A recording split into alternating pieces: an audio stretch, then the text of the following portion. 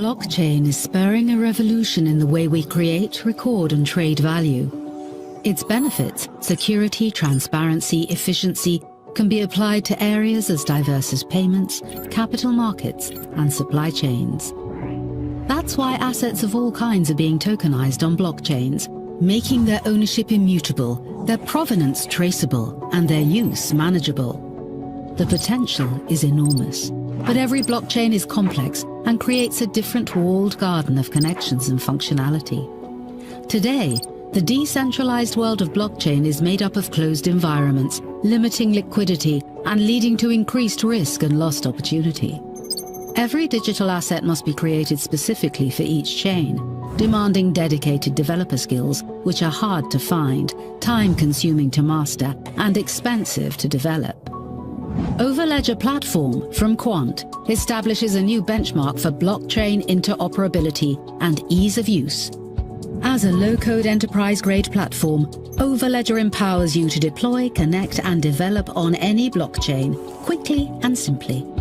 With Overledger, you can generate an interoperable digital asset with just a few clicks, create secure smart contracts that can execute on any blockchain without having to hire a team of experts.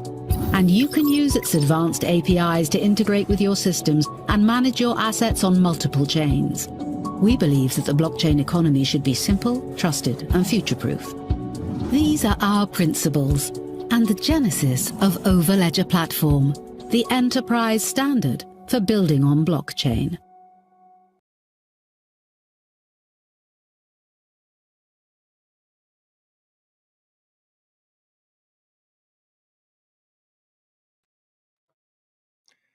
Hello, ladies and gentlemen. Glad to have you guys here tonight. I know that I should have put the show and a thumbnail out way sooner. All right, I got some distractions, phone calls, and so on, and I was like, oh man, I gotta get this out. Otherwise, I'm not gonna be able to do a show tonight. So I do apologize for that, but you'll be glad that maybe I took a little bit extra time because I was able to look through some more things. I want to go shout out to Quant Papa, who collaborated not just for Quant. He actually had some amazing things I want to get into in regards to Stellar. And no, it's not in regards to Sorbonne, but it is specifically in regards to Stellar, as in the lumens. You hold Stellar, you want to pay attention in that segment as well. We have some SHX for you tonight as well. And it's nice to talk about some other things other than JASMY. I'm fully aware of what's going on in the market. Does Max own some Shiba Inu?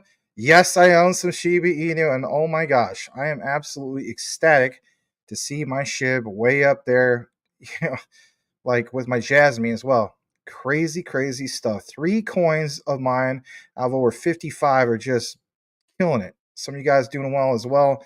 What a time. And we're not even at the height of the bull run. How about that?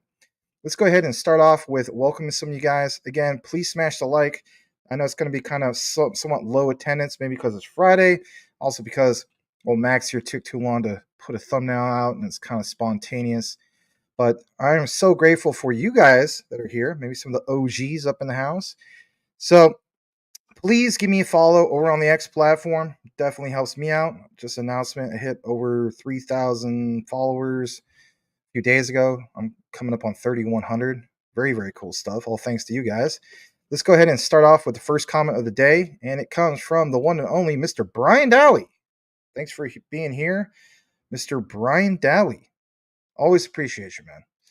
All right, Lord of the Realm. Hello, good sir. Is it Lord of the Realm you're looking for? Lionel Richie. Thank you for being here. Tim Shea is in the house. He says, hey, wouldn't be a show without Tim Shea, right? The mayor of crypto, the crypto commissioner, representing the 589th district of the XRP Army, his fellow constituents. Just want to advise everybody to please smash the like button. Helps get the show out to a broader base. Currently, we're at 13 likes. We could definitely get that up a little bit higher. All right, we got Dennis Lill in the house. He says, hello, everyone. Welcome, Dennis. Praetorian is in the house. I might be able to go through everybody right now tonight, right? Not like the other night. Stump Rider, Hi Max, and Crypto Fan. Thanks for being here, Mr. Stump. We got Praetorian. Yes, welcome back. Always appreciate your support. Thank you for the nice DMs Really cool. What else we got up in here? Yes, that would be my X. I'm going to give it to you, right? X going to give it to you. Bob Franklin, ISO 222 coins finally moving today. Yeah, some. I mean, the way I look at it, ISO is definitely going to have its time, but I'm more impressed with end of 2025 in that regard. Maybe that's not what people want to hear. That's just the way I look at it. And let's see here. Artavirus, how are you, sir? I'm doing really good. How about you? What is that you got in your avatar? Let's see what that looks like. Vision Group, is that your business? Very cool. It's like a professional avatar. I don't know if you guys saw, I did change up the Maximus Crypto avatar for this channel. Big up to Neo X Tricks who hooked me up with that. He's also going to try to tweak it out, make it a little bit better, but I thought it looked pretty cool. All right, we also got Bob Franklin. I think I welcomed you earlier. Yeah, I did. And Marie Villas. Hello, Max. Well, hello, Marie. Thank you for welcoming all newcomers. And what we're going to do now is basically look at the overall crypto market just for a brief moment. See if we can get a few more people coming in here. Let's see how we're doing on likes real quick. We have 17 likes, about roughly 20 people watching. So I do thank you guys for that. What you're going to do now is check out the overall crypto market. Let's pull this up for you guys just for a brief moment. So here it is. We have, for instance, we're at the greed, right? Kind of crazy stuff. Let's maximize that for you. Extreme greed. Bitcoin at 62.1, Ethereum at 34.37. The top performers of the day, well, on the 1 hour chart, XRP starting to do something. Shiba Inu, I did see, was up over 25% on that 1 hour. It was crazy to see that, right? And basically on a 24-hour chart, Shiba Inu is just tearing it up. Memes are tearing it up. I mean, let's just be honest about it. Pepe, Dogecoin's up. On the 7-day chart, you do see SHIB up over 110%.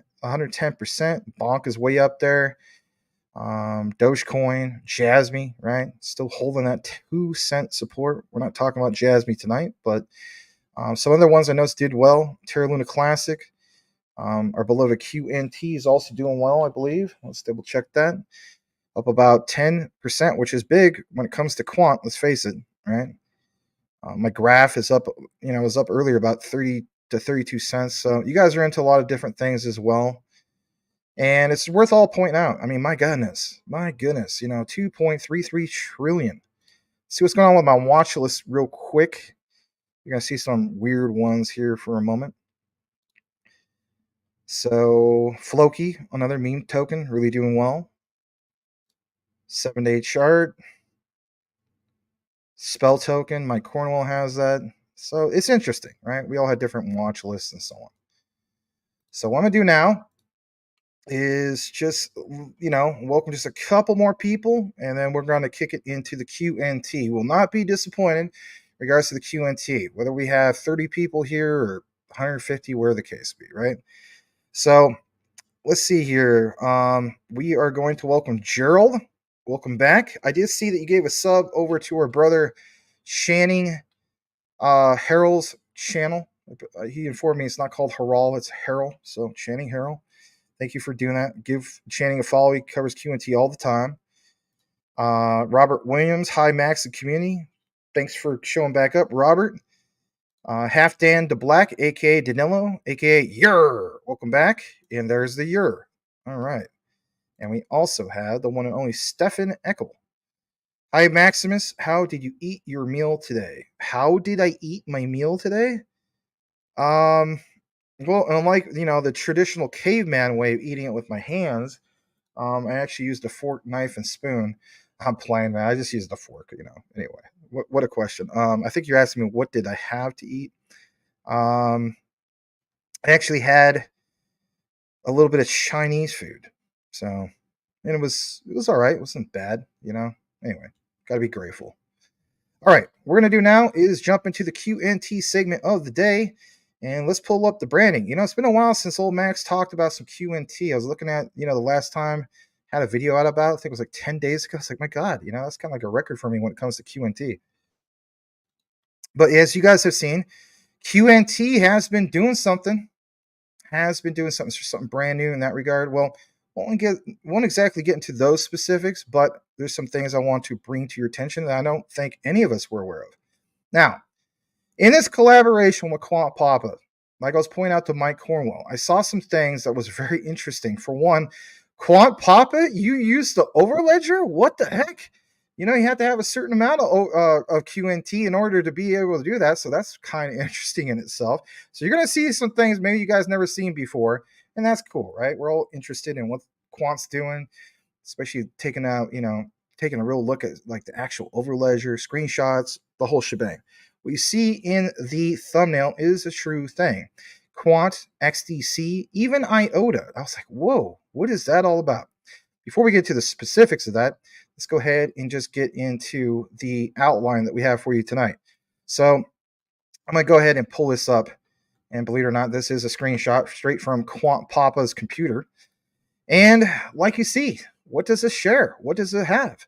Well, it is the overledger. He's logging into the overledger. And what do you see on your screen? You see that you have this overledger instance, like it says sandbox. Currently, only the sandbox overledger instance is available for transaction signing. The sandbox instance is used for test network access. Technology, drop down for Ethereum. But look at the networks, right? We showed a demo about this before on a video. You guys seen it, right? Where the overledger network, or the OVN technically, or the OVL, I should say, overledger, can quickly switch to the XRP ledger. Ethereum goes down. The beautiful thing about being blockchain agnostic is that the overledger can quickly switch to another particular network. And so we showed in regards to XRP. And some of you guys have mentioned in the past, well, what about some of these other ones? What about XDC? The answer is yes. How do we know that? Well, once again, I'll come out of the frame, show it again. I'll drop it down for you. And there it is. It's actually not just XDC, as you see on the bottom. You also see Polygon. And that's interesting. It's always interesting to point some of those things out. Quant Papa, he's logging into, obviously, the overledger. What the heck? But there it is, right? And it kind of gives you a quick little thing about how this all works. I mean, I thought it was interesting.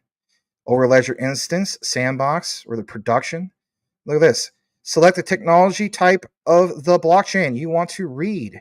A smart contracts platform. Just blew it up a little bit bigger for you guys so you can see it on a full screen. I think this is interesting. If you follow Quant, you know why this is interesting. So, you see all this stuff here. And for instance, it mentions select the specific blockchain network you want to read a smart contract function from. Note that the testnets can only be accessed from the Overledger Sandbox instance, and mainnets can only be accessed from the Overledger production instance. And, again, Quant Papa, you got the hookup, right? Apparently he does. So when you get more into this, let's take you over to here. Talks about a bridge for tokens. Look at this for a second. Intro. You want to reach new markets, transact with new counterparts, tap new investors? Is the network you choose when launching your token originally proving too costly or slow, hampering your transactional efficiency? Did you launch your token on a private network? And let's just take a pause on that for a second. I'm going to come back in the screen. Private network. Now, one thing I want to point out to you guys is this, right? We are so impressed when it comes to BSV's technology. Absolutely. Whether you guys think that, Dr. Craig Wright is a charlatan or not, there's no denying some of the reports. 1 million plus TPS. Some cases even higher than that, 2 million. We know they're going to scale to billions, and if not trillions of TPS. That's worth pointing out. When you get more into this, you're going to see in regards to the RLN, you're going to see the whole thing about M10, once again, that we covered, and the whole thing of Quant being able to do, for instance, 1 million plus TPS with what they're connected to, okay? Here's another thing I want to point out. Now, we put so much emphasis on public networks. We know that Quant works with the big banks. We know that when it comes to like JP Morgan and so on, JP Morgan is more privatized, right? And they have private networks and so on. How does something like Quant's Overledger help JP Morgan and some of these other ones basically scale up when they need to scale up? We're going to get into all that nitty gritty here in a bit because it's definitely worth pointing out. Now, getting more into this for a second, look what it says. The problem until now is that a token created on one network was stuck there, created a wall garden of missed opportunity. Overledger solves this without you needing to write a single line of code. Overledger Bridge creates a secure connection between two supported networks so you can transfer quant flex. Yes, let's flex like Arnold, do it. Tokens between those networks. We make this complex process simple and transparent since you can track the tokens at every stage. Now, later on, when we get into the stellar coverage, yes, stellar in regards to Ietf, Internet Engineering Task Force, and even SATP, traditionally speaking, we always just talk about quant in regards to that. I would stick around for that segment. It says built to the highest existing internet standards, such as the Internet Engineering Task Force and ISO standard TC307, which we help shape. Bridge creates a secure bridge that will remain in place for as long as your Overledger plan remains active. With Overledger Bridge, your tokens are future-proof. How many times did you hear Gilbert Verdian mention the Internet of Value, the Internet of Trust, and if anything, is your project future-proof? This bottom part here is crucial to understand. This is why I wanted to share this with you tonight. It says contact us, as in, the Overledger network, to discuss connecting private networks or to connect to currently unsupported networks. How many times over the course of many months now have we talked about, especially when it comes to BSV, could Quant potentially connect to something like BSV? I think the answer is yes. They, who's part of the bigger conglomerate, would just simply have to request that. As we know, it's all about supply and demand. Quant isn't just going to work on things that are not requested. If there's enough supply and demand for it, they'll work on it. But that's interesting to see that option. And when we get more into this,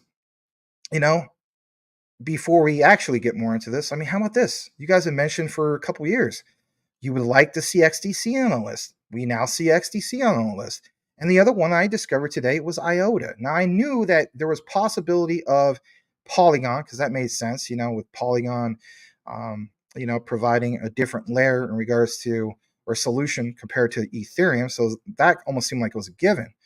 But to see Iota part of that mix was like interesting, because we also know that Iota is part of ISO 222. And, big things can happen at the end of 2025. We're not at the stellar segment tonight, but there is some news in regards to 2025. You want to stick around for the interview of Jed McCaleb with Danelle Dixon. And guess what, guys? That was posted earlier today, so it's fresh. Getting more into the outline that we have tonight for you. A little bit of notes, screenshots taken from the one and only Quant Papa. Can Overledger connect to any blockchain? Well, we know the answer to that. Yes. If you would like to connect to a blockchain not currently supported, contact us. Once again, contact us. I'm honestly thinking that when Gilbert Verdian, Martin Hargreaves, and the rest of the team basically said, we allow for interoperability, we're blockchain agnostic, and we can, basically interoperate with 100 plus blockchains, they weren't messing around with that statement. Showing you another example of this. Here's a quote for Mr. Verdian himself. I'm going to come out of the frame for this one. He states this right here. Mr. Gilbert Verdian, no, it is very different. ILP, as in the interledger protocol, is a peer-to-peer protocol for payments between different assets and different blockchains, doing hash time locks and whatever. Ripple and Bitcoin are one of the early use cases. That is good for a payment use case. But what we are doing is, if you think of ILP as you are sending a message between you and your friend, it is the interaction between you two in terms of the two parties. What we are doing, as in the Quant network, is the core level, Don't let this fly past your head. Think about this. How does that one network have a gateway to understand and find resources to another network, which also has a gateway? How do those networks talk to each other at the internet scale level? Think of it as a border gateway protocol for money. So, guys, I want to state this real quick. It's not just what we are invested in regards to retail. This is why it's beautiful to recognize what Quant is doing. It allows scalability. We're going to give some more examples just in case you're a new person who never heard of RLN or M10, for instance, and the concept of what Quant can access to allow over 1 million TPS.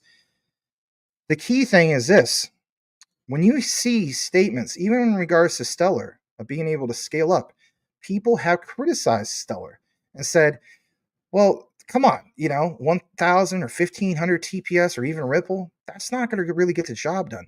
The point is, the examples used through Overledger will allow even those to get scalability done through the Overledger network. It's a beautiful thing. Check this out for a second. BGP is quite a good technology, and it works. I'm going to zoom in a little bit more if you can see it better. And it mentions specifically, we as in Quant Network, creating the protocol and the methodology to find and identify networks. With ILP, again, back to Interledger Protocol, you are sending something from Ripple to Bitcoin. You know where they are, but on the internet scale, how do you know where the digital asset or the party B is that you want to send to? You need to find them. You need to find the route between the different networks to identify that digital asset and how you transact across those gateways. That is what is happening, what is much, much larger. Can I explain it to you guys in layman's terms? I can. I want you to pay attention to this part. This is absolutely crucial if you understand any concept of Quant or you're on the verge of getting into Quant, you want to learn more. So I hold Chainlink. A lot of you guys hold Chainlink. Chainlink is identified as being what? The king of oracles. Should Quant be labeled as the king of gateways or the gateway operator for both public and private? My answer is yes. And we're going to get a little bit more in regards to that. So check this out. Let's share this. This is again from Quant Papa.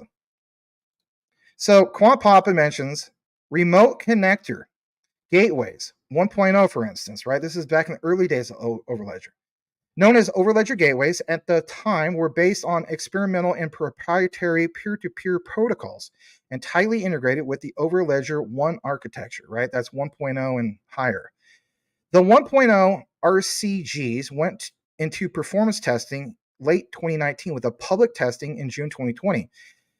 They, as in the Quant Network, have been reviewing the feedback, and of course, back then, the performance of RCG 1.0 design moved for a more robust and standardized framework converting routing, token economics, staking, pricing, and transactions. They updated the RCGS for the Overledger 2.0 architecture and higher in preparation for ODAP and removed the legacy peer-to-peer functionality as the longer-term strategy moved away from peer-to-peer backend gateways to what? Look at this. This is the juicy part you want. Whole Overledger instances being able to connect in a peer-to-peer fashion in a standards-based way using the Open Digital Asset Protocol, ODAP. That right there, my friends, is your best example of why Quant is the king of gateways. If Chainlink wants to boast being king of oracles, that's fine. I'm not trying to create tribalism because I hold it too. I'm rooting for Chainlink. Quant is the king of gateways. Not even close. Not even close at all. When we talk about the plumbing, this is the standard for all of the internet, Web3's plumbing. Let me show you another example here in a bit. Now, we just mentioned the whole thing about M10. Check this out. The hierarchical ledger is immutable and operated by proprietary, tomato, permission blockchain because it is permission nature and because it was purposely designed and built in bank credit and debits. The throughput of the M10 ledger is high, over 1 million transactions per second, but with sub-second latency. You pointed that out before. Here's another example. This is straight from the M10 side. This is just a screenshot. I definitely want to share this with you again. You have these examples from a direct CBDC. Remember how we talked about, like, for instance, with blockchain, there's like, Polkadot layer zeros, and then there's, like, for instance, layer ones, layer twos. Look at this for a second. Direct CBDC, M0, customer, customer, customer. Indirect CBDCs, M1 is 1-1 backed by M0. You have, the issuance of the central banks, like, central bank A, B, and C. Brings it down to M1, bank A, B, and C. The customers. How about a hybrid CBDCs? Same type of approach, different layers. So they use the fundamental blueprint, if you will, the foundation of what blockchain DLT technology is all about. Getting more into this, I want to share this with you. This is a screenshot from the M10 site that we were just talking about. You have, for instance, apps that run through the central bank administrative app, okay? Gives some of those accounts. You ever wondered how this would all look? So this is the central bank views. You're now seeing an example as if you were, Augustine Carstens or somebody like that from the BIS. How would you actually like to be able to look at it for a second, So you see here these examples, the funding institutions, how much they have to hold on their balance sheets, et cetera, et cetera. Getting into a little bit more about this. Here's another example of the dashboard. Just kind of giving you guys some examples from m10.retool.com. And this is now straight from the M10 site. You can see it for yourself over at m10.io/technology.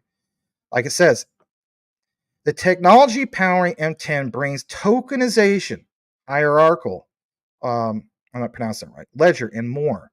It says learn more. We are learning more. Look at this for a second. Remember how Larry Fink was always talking about tokenization? The M10 platform tokenizes regulated liabilities. Regulated liabilities? Such as central bank money, commercial bank money, e-money.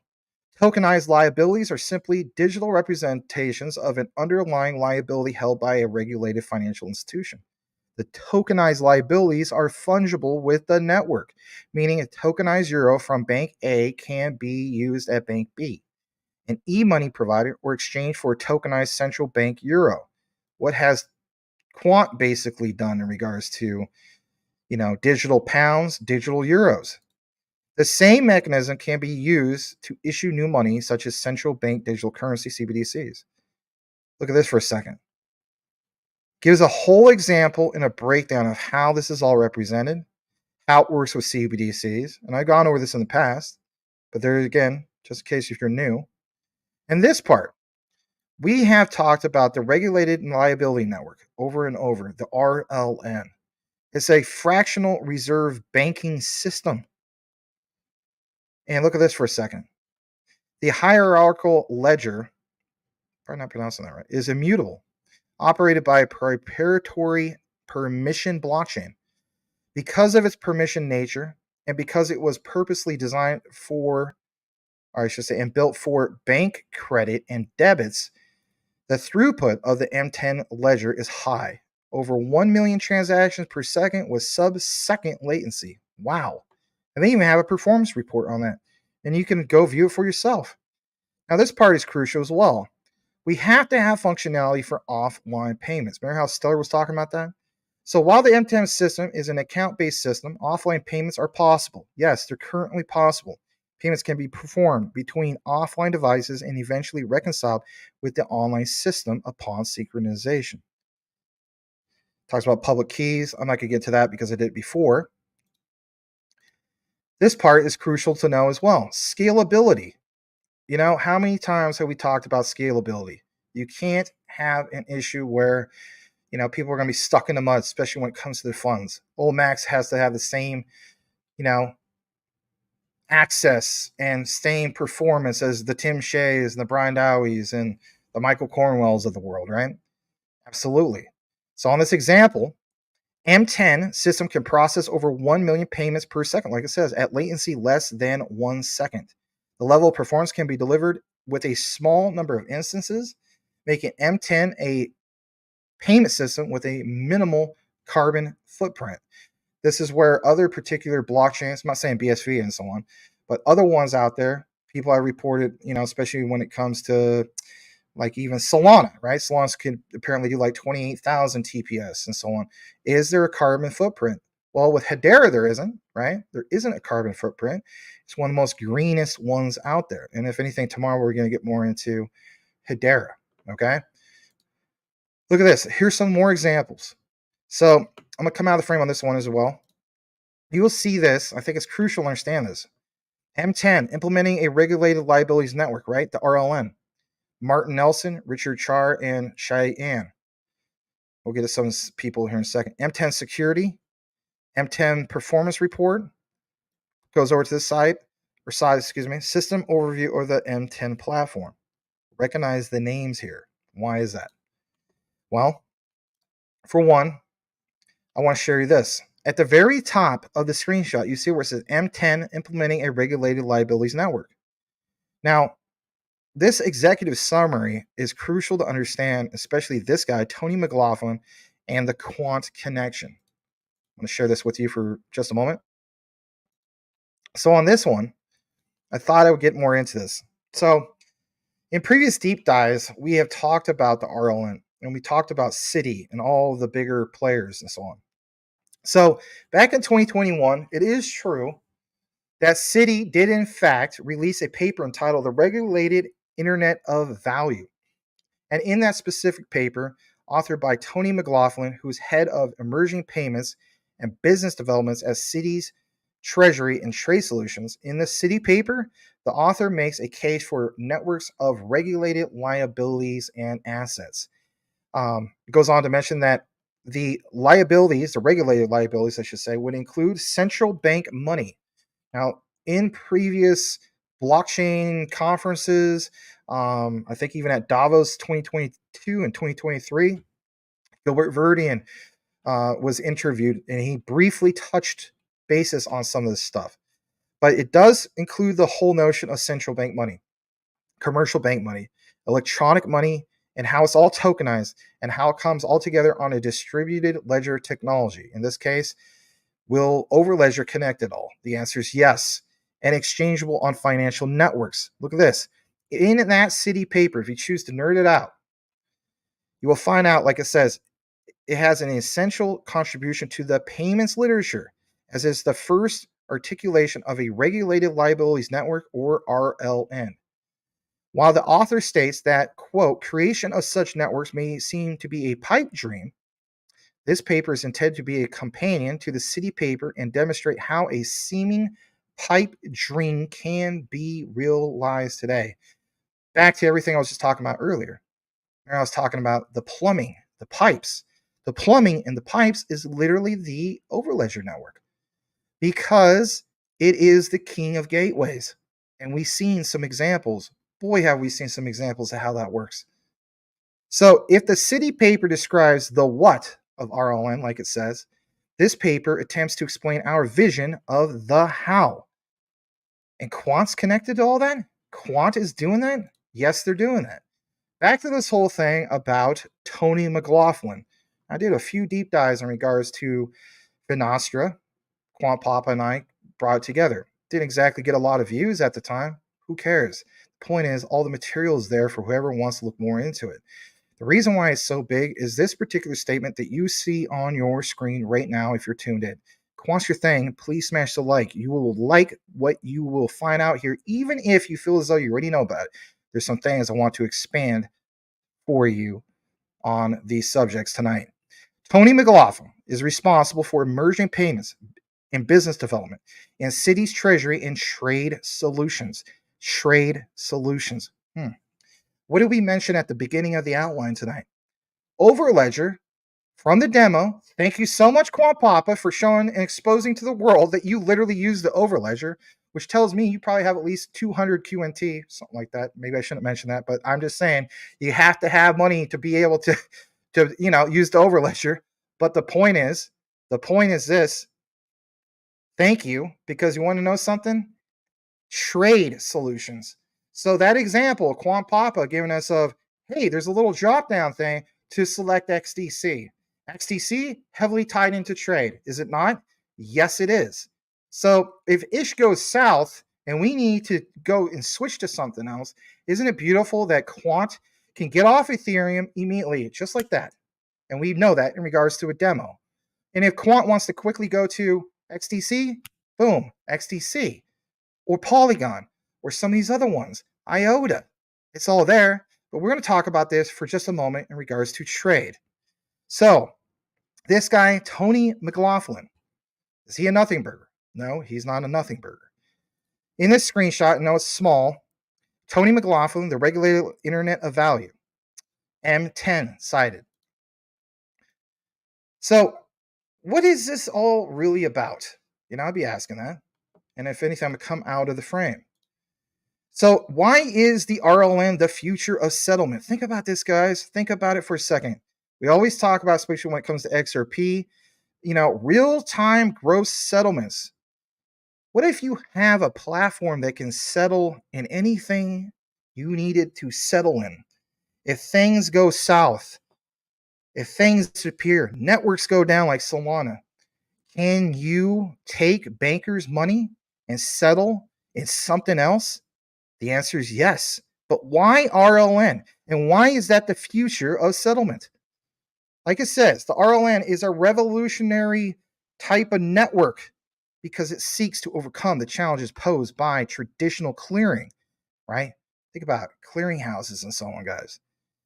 Settlement systems, often siloed, like Gilbert Verdine has always mentioned, slow, with a lot of risk. Such legacy systems are sequential in nature, leading to expensive manual reconciliations and inherent latencies. This not only stunts innovation, but also locks potential value across markets. Now, in regards to RLN, look what it says, and it's also bolded for you. The RLN, based on distributed ledger technology, could radically optimize data use, reduce the need for reconciliation, accelerate delivery and payment timelines, and dramatically improve overall data and use of that and the quality and so on. Let me come out of the frame for a moment, take a pause here. Okay. So, some people are going to look at this and they're going to look at it from the bigger picture of things and they're going to say to themselves, well, the examples that you gave, Max, in regards to XDC with trade, it's good examples, but it's just coincidence. I don't think it's coincidence.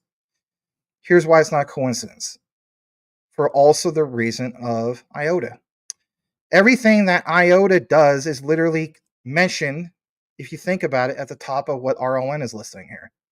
Why is that a big deal? Well, you know what? We're going to get more into that. So I do think this is worth pointing out. And I do think it's great that the Overledger can quickly switch to Iota.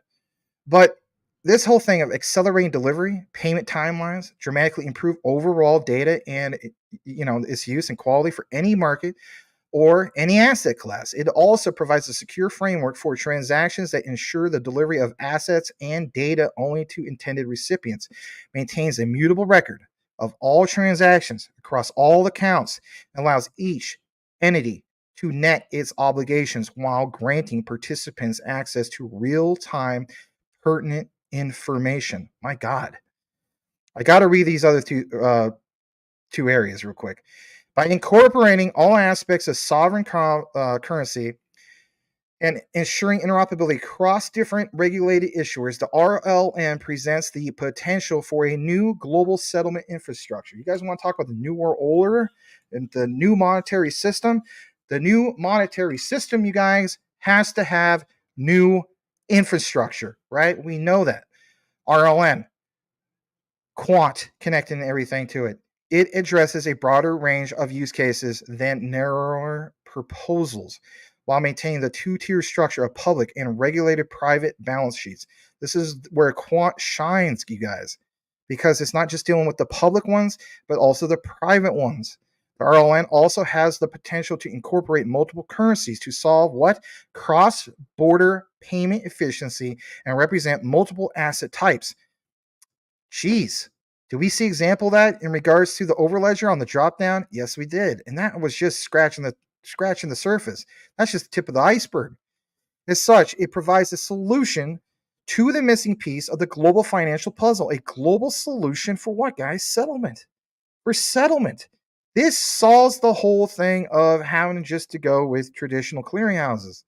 Thus, the RLN represents a revolutionary step in the future of banking settlement, promising a future that leverages the potential of blockchain tech for a more efficient, inclusive, and compliant financial system. My God. I was watching that video, was it from Nick of Encash Official? Remember how he's talking? If you guys saw that video, the last two videos he was doing, he specifically mentions, watch out for Hedera. They already, cross their T's. They already dot their I's because they put a lot of emphasis on being compliant. Who also put a lot of emphasis on being compliant? Who wrote the standards in regards to compliancy? Yeah, Gilbert Verdin in the ISO TC 307 standard. Look at this. It is a vision of a future where financial transactions are not just faster and more efficient, but also more transparent, secure future where the full potential digital currencies and distributed ledgers are able to blossom. I know that part is cut off. I'm going to show you guys just a tad bit more in regards to this. And I won't be on the frame on this one either, but it doesn't matter.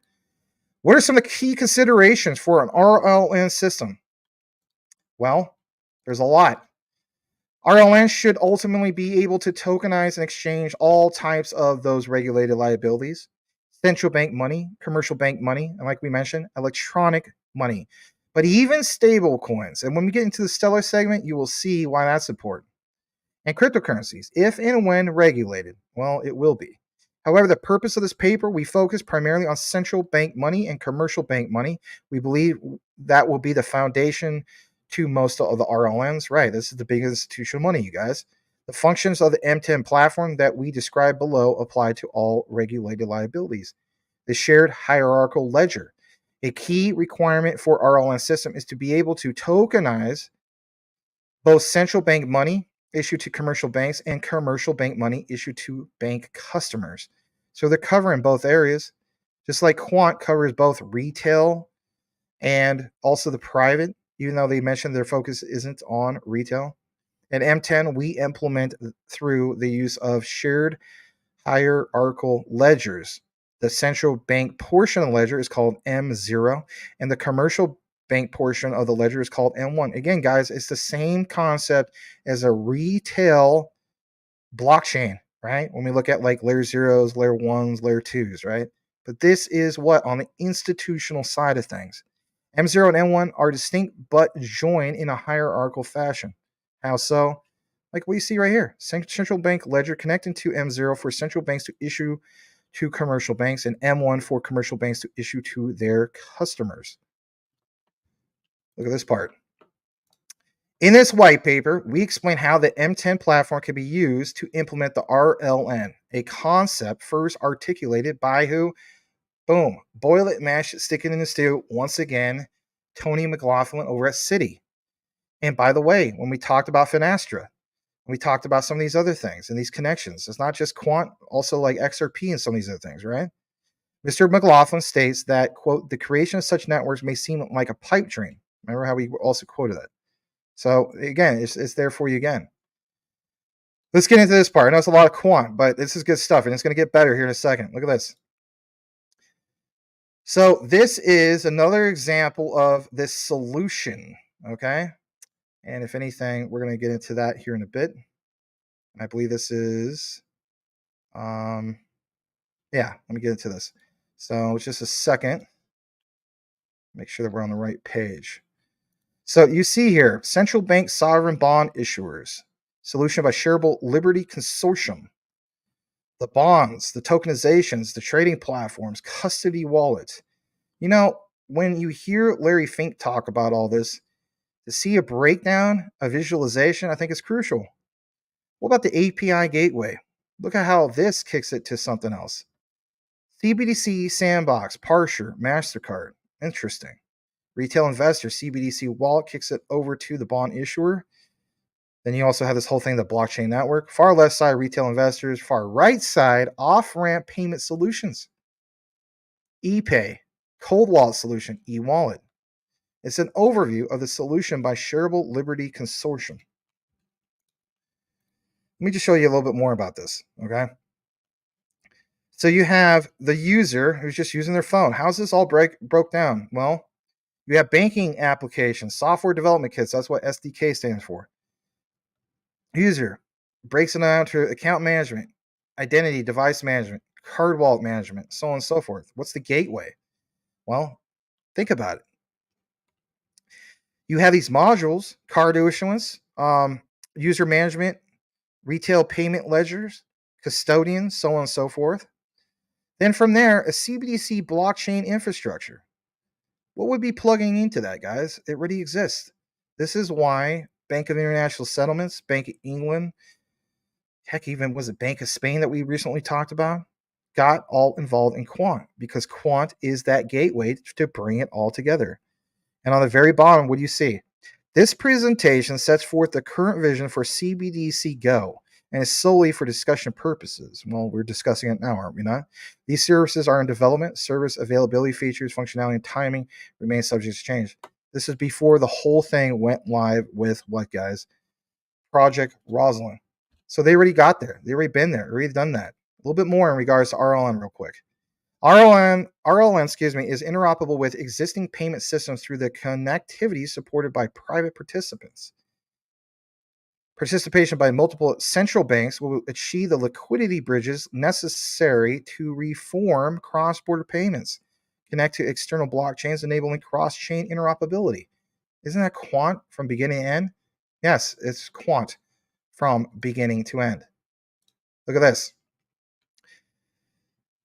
This bottom part. For the Global CBDC Challenge, RLN has successfully demonstrated several use cases, including what?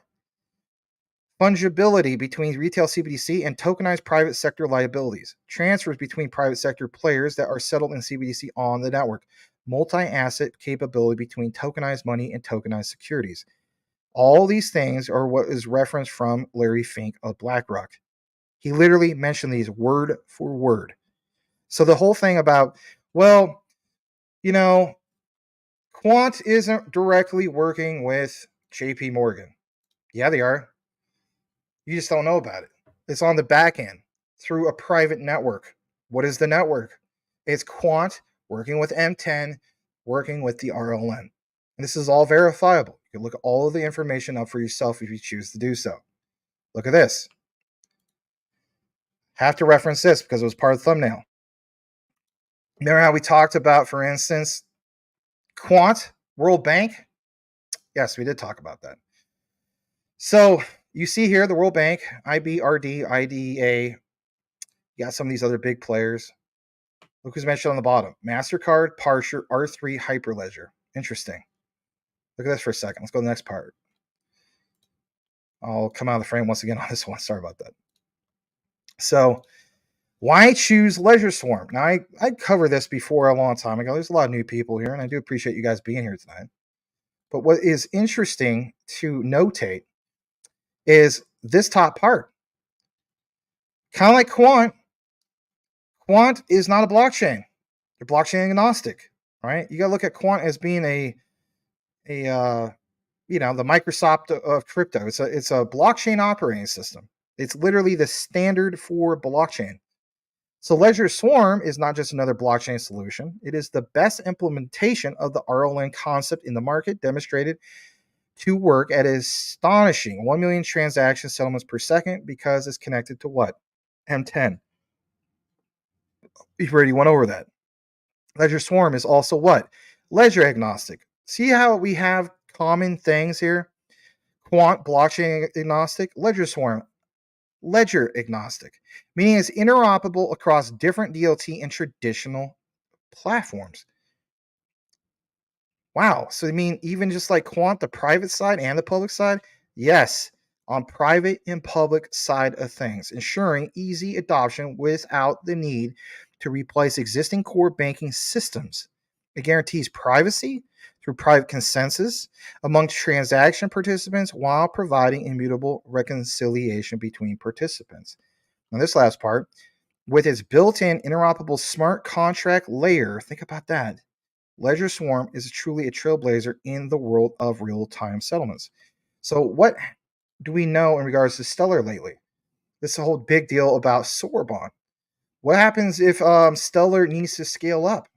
Well, they could scale up through everything that you've seen through here, right?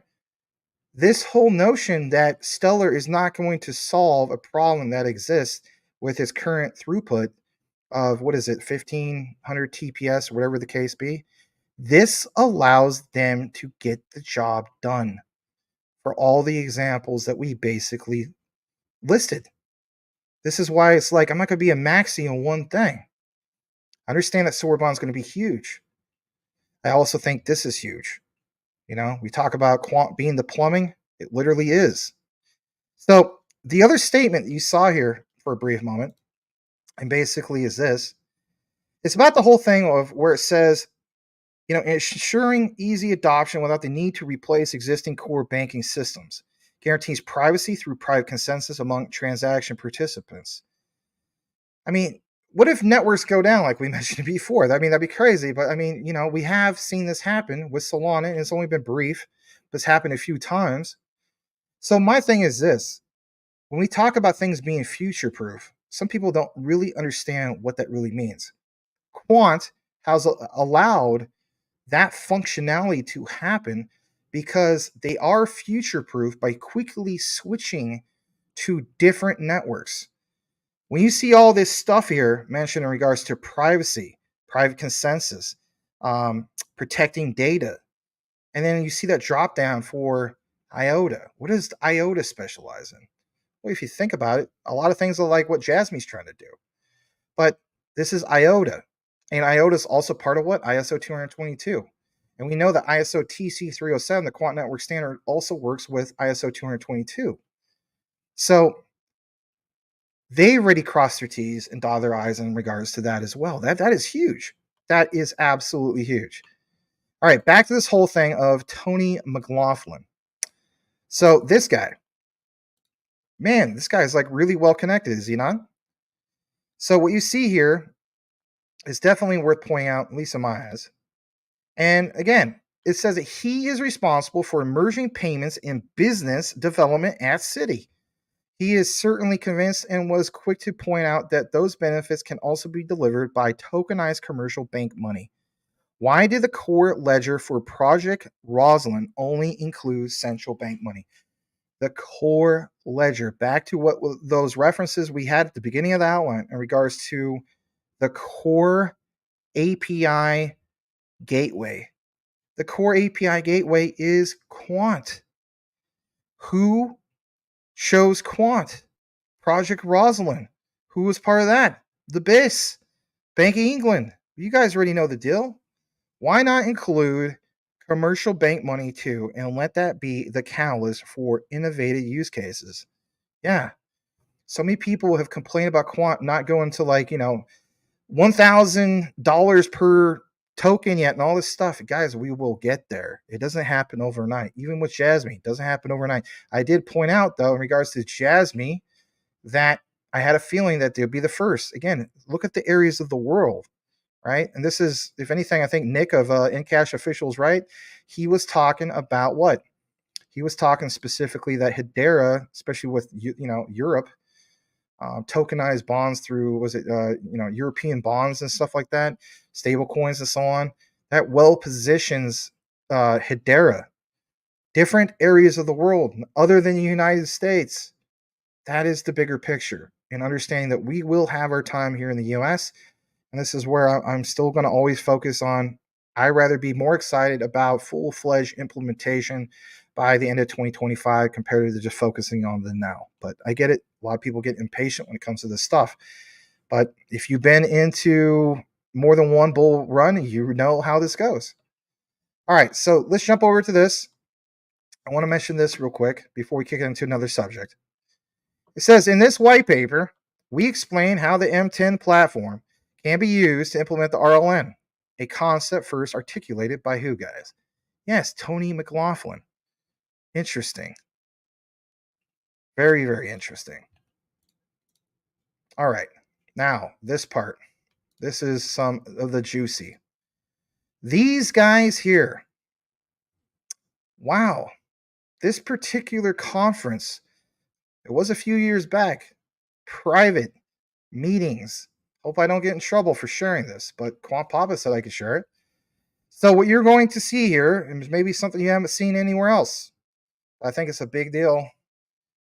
Does it show Gilbert Verdian? Is he invited? Yeah, he is. Listen to what is mentioned here. We'll just keep it there for the Verdian part, because this thing is like at least 2 hours long, and I don't want to get into all that. You have to hear what Gilbert Verdian has mentioned in regards to all of the standards, his history with the Ietf, but if anything, confirming some of the things that we mentioned tonight and why it's going to be huge moving forward from here. If Quant's your thing, please smash the like, share the show, educate people about why Quant is such a big deal, because it really, really, truly is. Appreciate you guys for being here. Let's go ahead and watch this. This is the one and only Mr. Gilbert Verdian of the Quant Network talking about the bigger picture with these particular guys, standards, and how it all comes together and why that's a big deal. Here we go. Then we will answer the questions during the panel discussion. Thank you. And then I have the honor to introduce the next speakers who will tell us about interoperability and governance in blockchain. So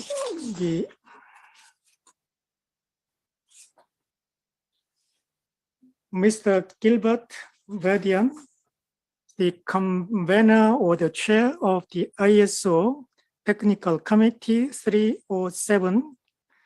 So with the over 20 years of the cybersecurity experience and the C-level accountability as a CISO, CIO, and CTO, Mr. Verdian is a recognized pioneer in cybersecurity and the DLTs.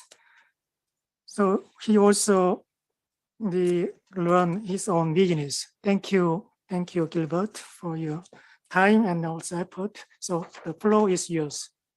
Thank you very much. I will just quickly share the screen.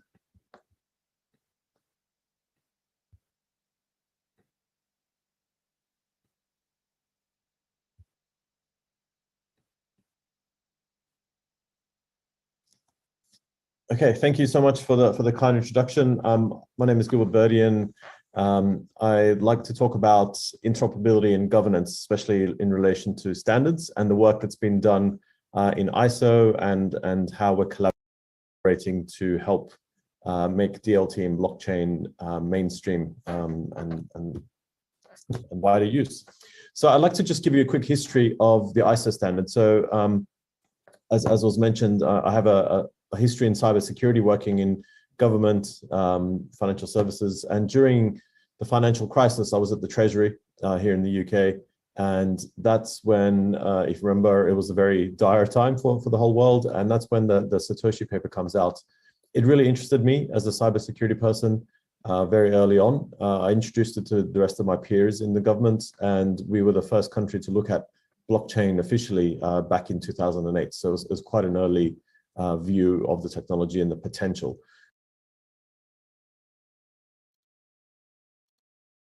Are we not paying attention to this? Did you not just hear what he said back in 2008? And he is literally, and I'll play the rest of this, I swear, this will probably be the only interruption. I just want to put some emphasis on this.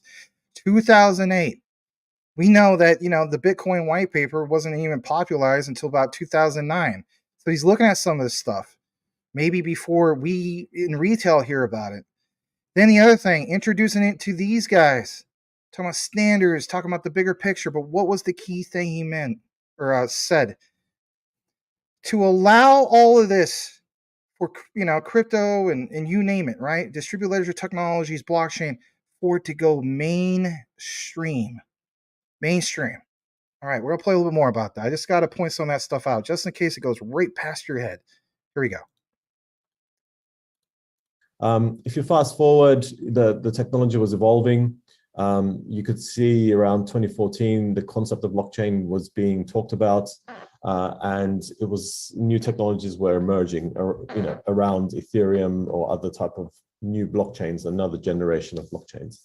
Around 2015, I went from the UK government to the Australian government, and I was working as the Chief Security Officer there, and I had a concept at the Department of Health, and I had a concept of using blockchain for secure communication for health records, and that's where I saw the challenge and the problem of the industry. We were building blockchain in isolation. It was being built in silos. The technology was evolving on its own. It wasn't being collaborative, and I wanted to bring harmonization to the technology. So I started talking about an interconnectivity of blockchain to achieve interoperability. And that's when the ISO people at Standards Australia approached me and said, can we turn this idea into a standard?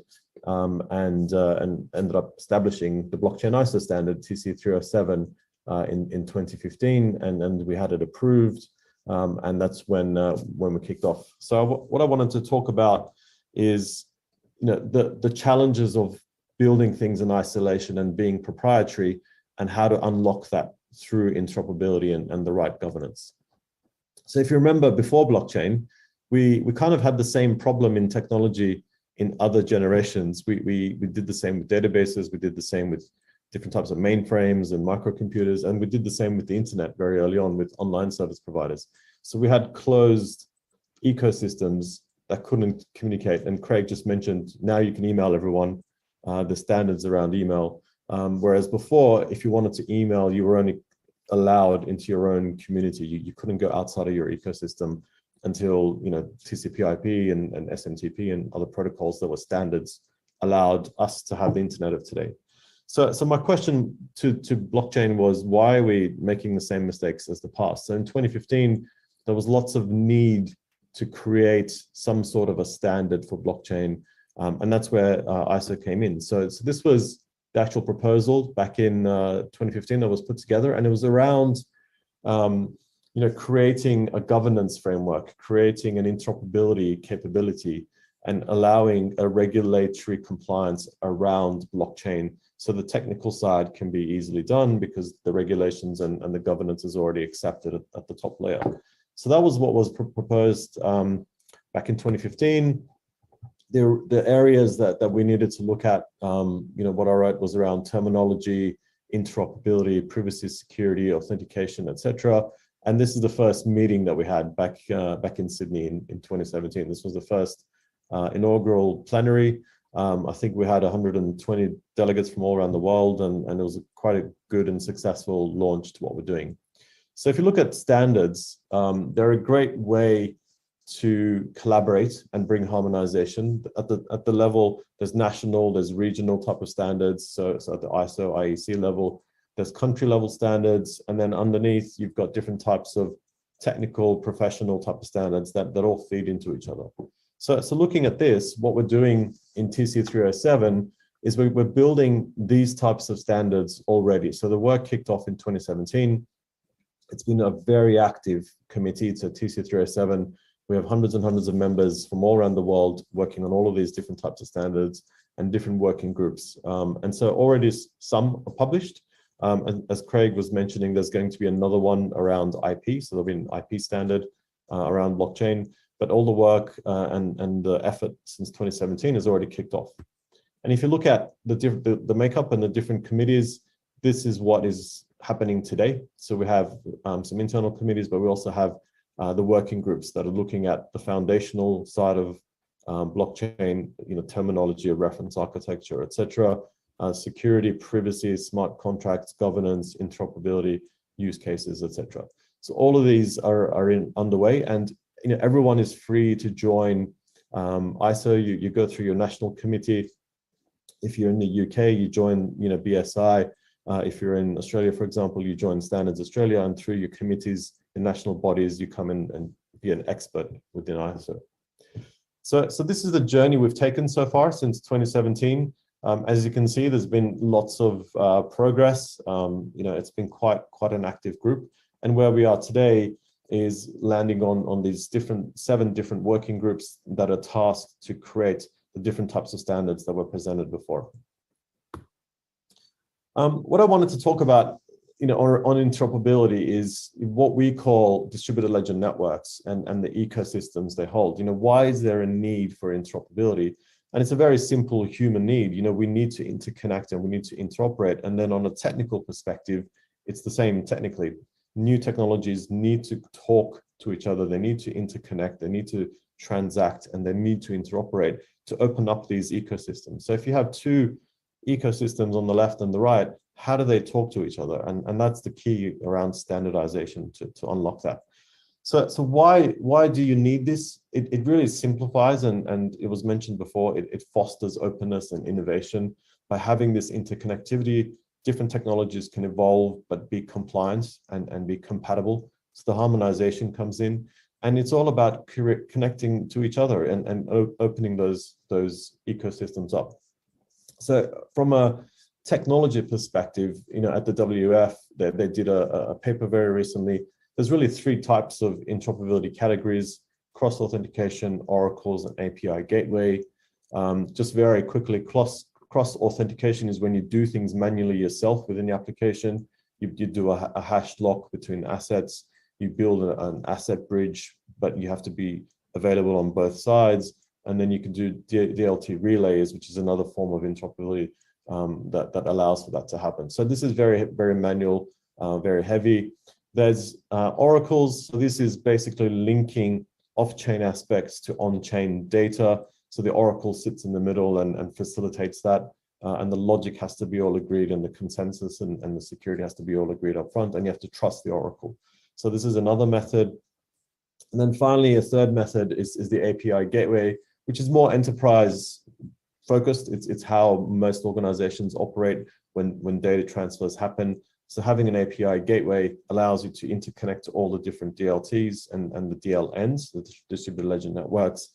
And then the applications can use the gateway as a way to access all the different blockchains. And that's what we work on in the company I work for.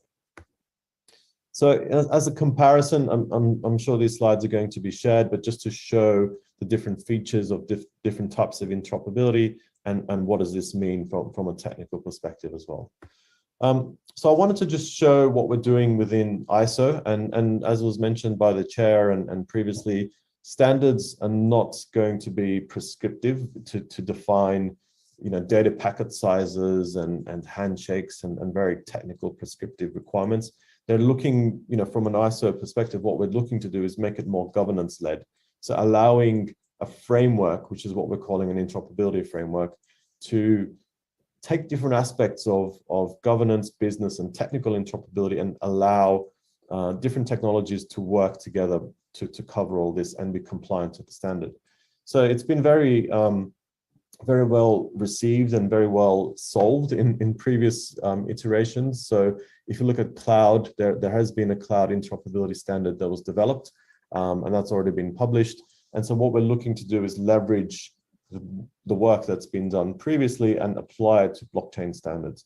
So from our perspective, what we're looking at is the different facets. So policy, behavioral, transport, syntactic, and semantic interoperability to allow different technologies to interoperate on those different 5 facets that is explained. So the transport facet is a bit technical. So how, from an internet-based space, how can they interoperate on the network front, in terms of the infrastructure? The syntactic means the formats of exchange, the rules on how you're going to actually exchange with the different types of systems. The semantic is, what does that data mean? So how do you understand that type of data when you're doing data transfer between different types of DLTs and blockchains? Behavioral is the governance and the rules. So this could be legal, this could be smart contracts, it could be the governance side on how you interoperate and accept the rules on both ends. And then finally, policy is the frameworks around that. So again, coming into the governance side as well. So this is what is being developed at the ISO level as an interoperability framework to allow technology providers, vendors, developers, innovators to create different types of innovation to comply to the ISO standard. And if it follows the framework, then it will be interoperable in the future. So ISO isn't the only body working on this. It's quite collaborative, but what we're doing is bringing in experts from all the other international standardization organizations, from ITUT, IEEE, Ietf, working with each other as peers. And then once a year through the EU INATBA body, we're doing kind of like a check-in just to work out what is happening within the different standardization organizations and how we can collaborate and not reinvent things and make the best use of the expertise and the resources. So it's quite a collaborative way of developing standards globally that's currently happening. And that's all I have. If there's any questions, I'm happy to stay on in the panel, or you can please feel free to email me. Thank you, Gilbert, for your excellent presentations. I think your presentation covers most difficult or hard areas for the standardization, which are the governance and interoperability. Since we don't have enough time, so as you mentioned that we will collect questions from the audience and we will post some questions at the panel discussion. So next speakers. Okay, so, it kicks into the other speakers and so on. Didn't want to get into all that, just wanted the focus to obviously be on GV. But before we wrap it up, there's only like a couple things left. It's kind of like, the icing on the cake, if you will. So everything that was mentioned, right? Check this out for a second. Here it is. This is straight from the Quant Network. Remember how we're talking about the whole thing of the World Bank and whatnot? Yeah, so a while back, if you weren't aware of it, Quant Network posts this. The World Bank and IMF News, who is, the International Monetary Fund, my God, right? Recognize Quant's unique overledger interoperability platform that uses an enterprise API-based approach. There's, of course, a full report. I'm going to show you some key things from that, but this is literally taken from it. I mean, this is from March 15, 2021. But you got to keep in mind, how many times content creators out there and so on, nothing against them, but, I'm even guilty of it, right? Mention the whole thing of the World Bank only references two, and it referenced Stellar and obviously Ripple's XRP, right? So Stellar XLM, Ripple's XRP for global stablecoins. I'm not saying that Quant is considered global stablecoin, but it's also nice to see the World Bank reference Quant. So it says Blockchain Interoperability World Bank Group and International Monetary Fund report on blockchain interoperability. Now, when you get into the nitty-gritty of it, here is the full document from the actual PDF that is from the World Bank entitled Blockchain-Interoperability. On page 21 of this PDF, right? It's 62 pages long. Look at this for a second. You don't think Quant is a big deal? Give me a break. Look at this. It says, right in this highlight, I'll start off here actually. Blockchain agnostic smart contract language can be another alternative to code the business logic and map the different underlying blockchain platforms. Goes down and it mentions some of this other stuff, right? Look at this. Digital Asset is working with partners to have DAML-based applications run on Corda, Hyperledger, Fabric, Sawtooth, VMware, etc., etc. But when you go further down, it mentions, some of these things, but it mentions Overledger platform by Quant Network connects various blockchain networks as well as legacy systems. The platform provides a blockchain agnostic operating system for business applications to run. Again, back to the whole reference of this is like, Microsoft for blockchain. It currently supports Hyperledger Fabric, Corda, Ethereum, Bitcoin, and look at this, Iota. Yeah, Iota. Why didn't Iota get mentioned more than it should have? I don't know. There's even EOS and, of course, Ripple. We saw those demos, right? And it says either permissioned or permissionless. It basically provides this whole thing of like Java support, JavaScript SDKs for developers. Quant Network uses its own dApps technology, which are called multi-blockchain dApps or MDApps, right? And then it goes on to just mention some of this other stuff. But look at this. Look at this bottom part.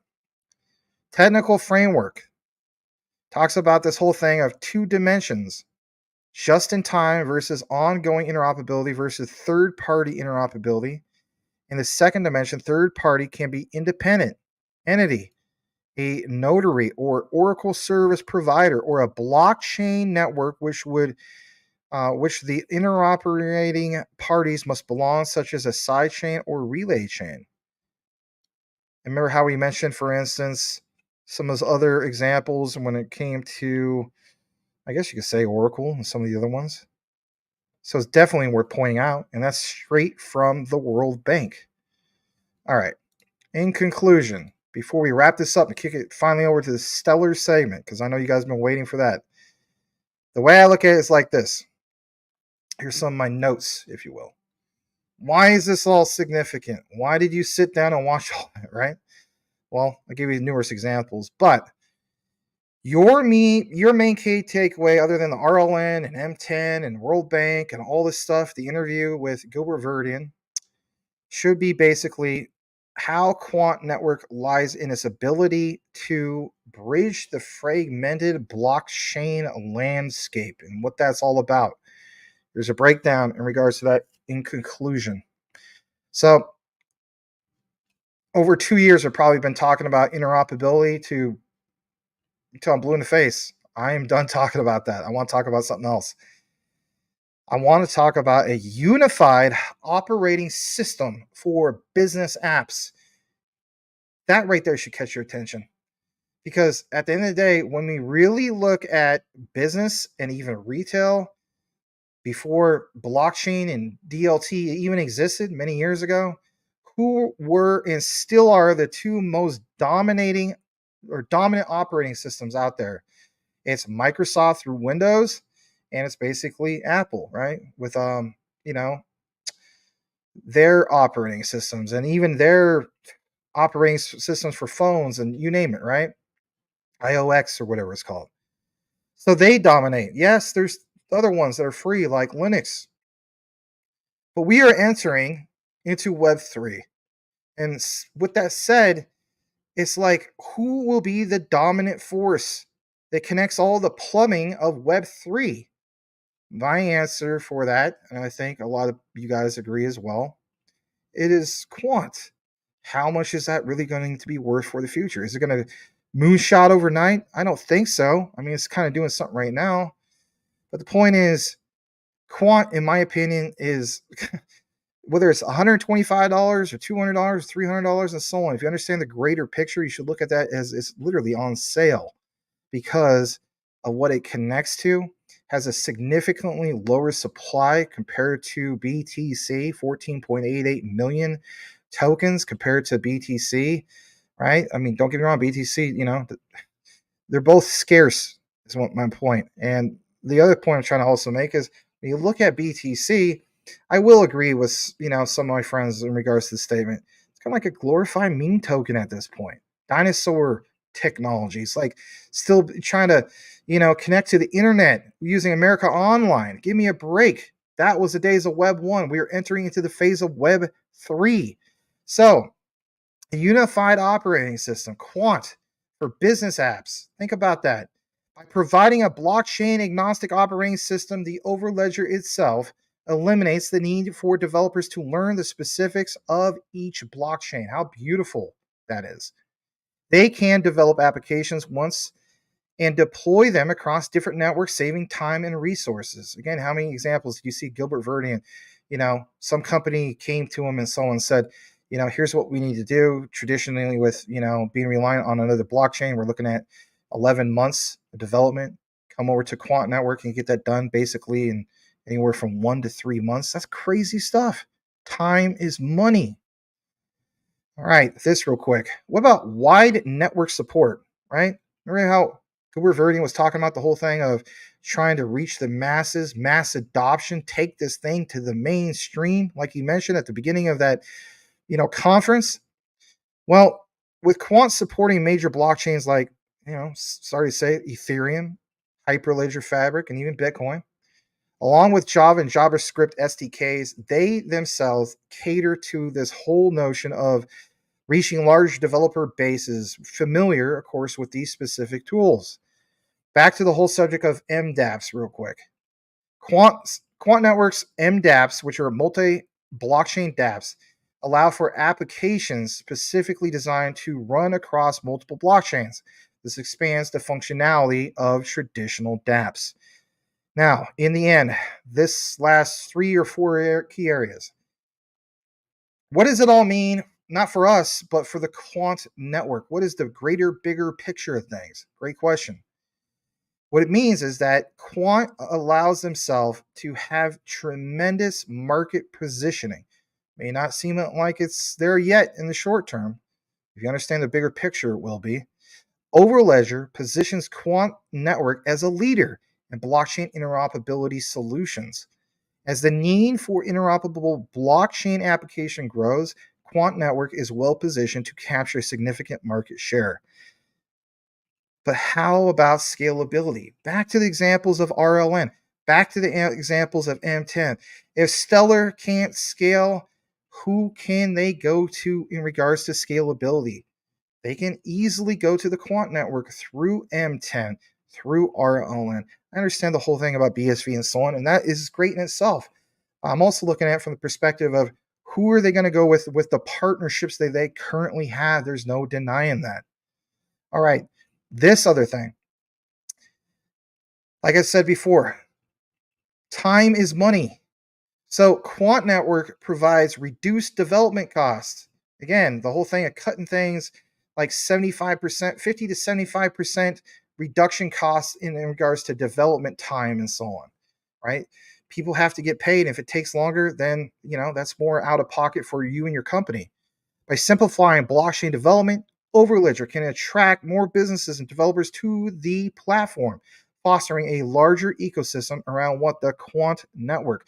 I saw some guy on CryptoX and also Reddit, and no offense to these two guys, but they're looking at it from a tunnel vision. They said, basically, I got out of Quant because the only thing that's part of their ecosystem is, if you won't believe this, Galileo protocol with Leo X. I was like, oh my God, you're not understanding the bigger picture. That's just from the retail side of things. That's just such a small market compared to what they're doing with what? The Bank of England, the BIS, Project Rosalind, you name it. Okay, this part. Gilbert Verdine always talks about future-proof. Well, future-proofing. By supporting various blockchains that are agnostic, or the ones that are agnostic to specific technologies, again, back to the examples we gave earlier, in regards to especially, was it Ledger Swarm? Quant Network positions itself for a future where multiple blockchains do what? They coexist.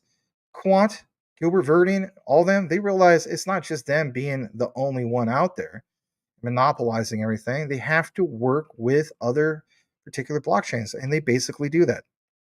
So in the end, your key takeaway from all of this should be that overall, Overledger's interoperability capabilities and developer-friendly approach position, yeah, that's right, the Quant Network as a key player in bridging the gap between different blockchain networks and fostering a wider adoption of the actual blockchain and distributed ledger technology tech. I think it's going to be huge to see what happens here in the near future. And I think, if anything, when we understand the concept of supply and demand, then all roads also do lead to quant. They have a lot of partnerships, just as much as the next guy. But if we understand that companies will need to scale, whether it's Ripple, Stellar, and so on, Quant does provide that solution. And that, again, is just scratching the surface. It's just the tip of the iceberg. That is going to conclude the Quant Network coverage of the night. The next bit of coverage we're going to get into here in a bit is some updates in regards to Stellar. And tonight, we're not going to talk necessarily about just, like Sorbonne, like we've been covering a lot here lately. But what about actually talking about the lumens, the XLM, and so on? What Stellar is really, really doing on the back end. You want to stay tuned for that? We also have some Stronghold SHX we're going to get into. All these things that you're into is your horse, if you will, and you're rooting for it, and you're in both of those things, or all three of them. Smash the like. It does help to get the broadcast out to a larger base. We are currently sitting at 59 likes, 55 people watching. So pretty decent crowd here tonight.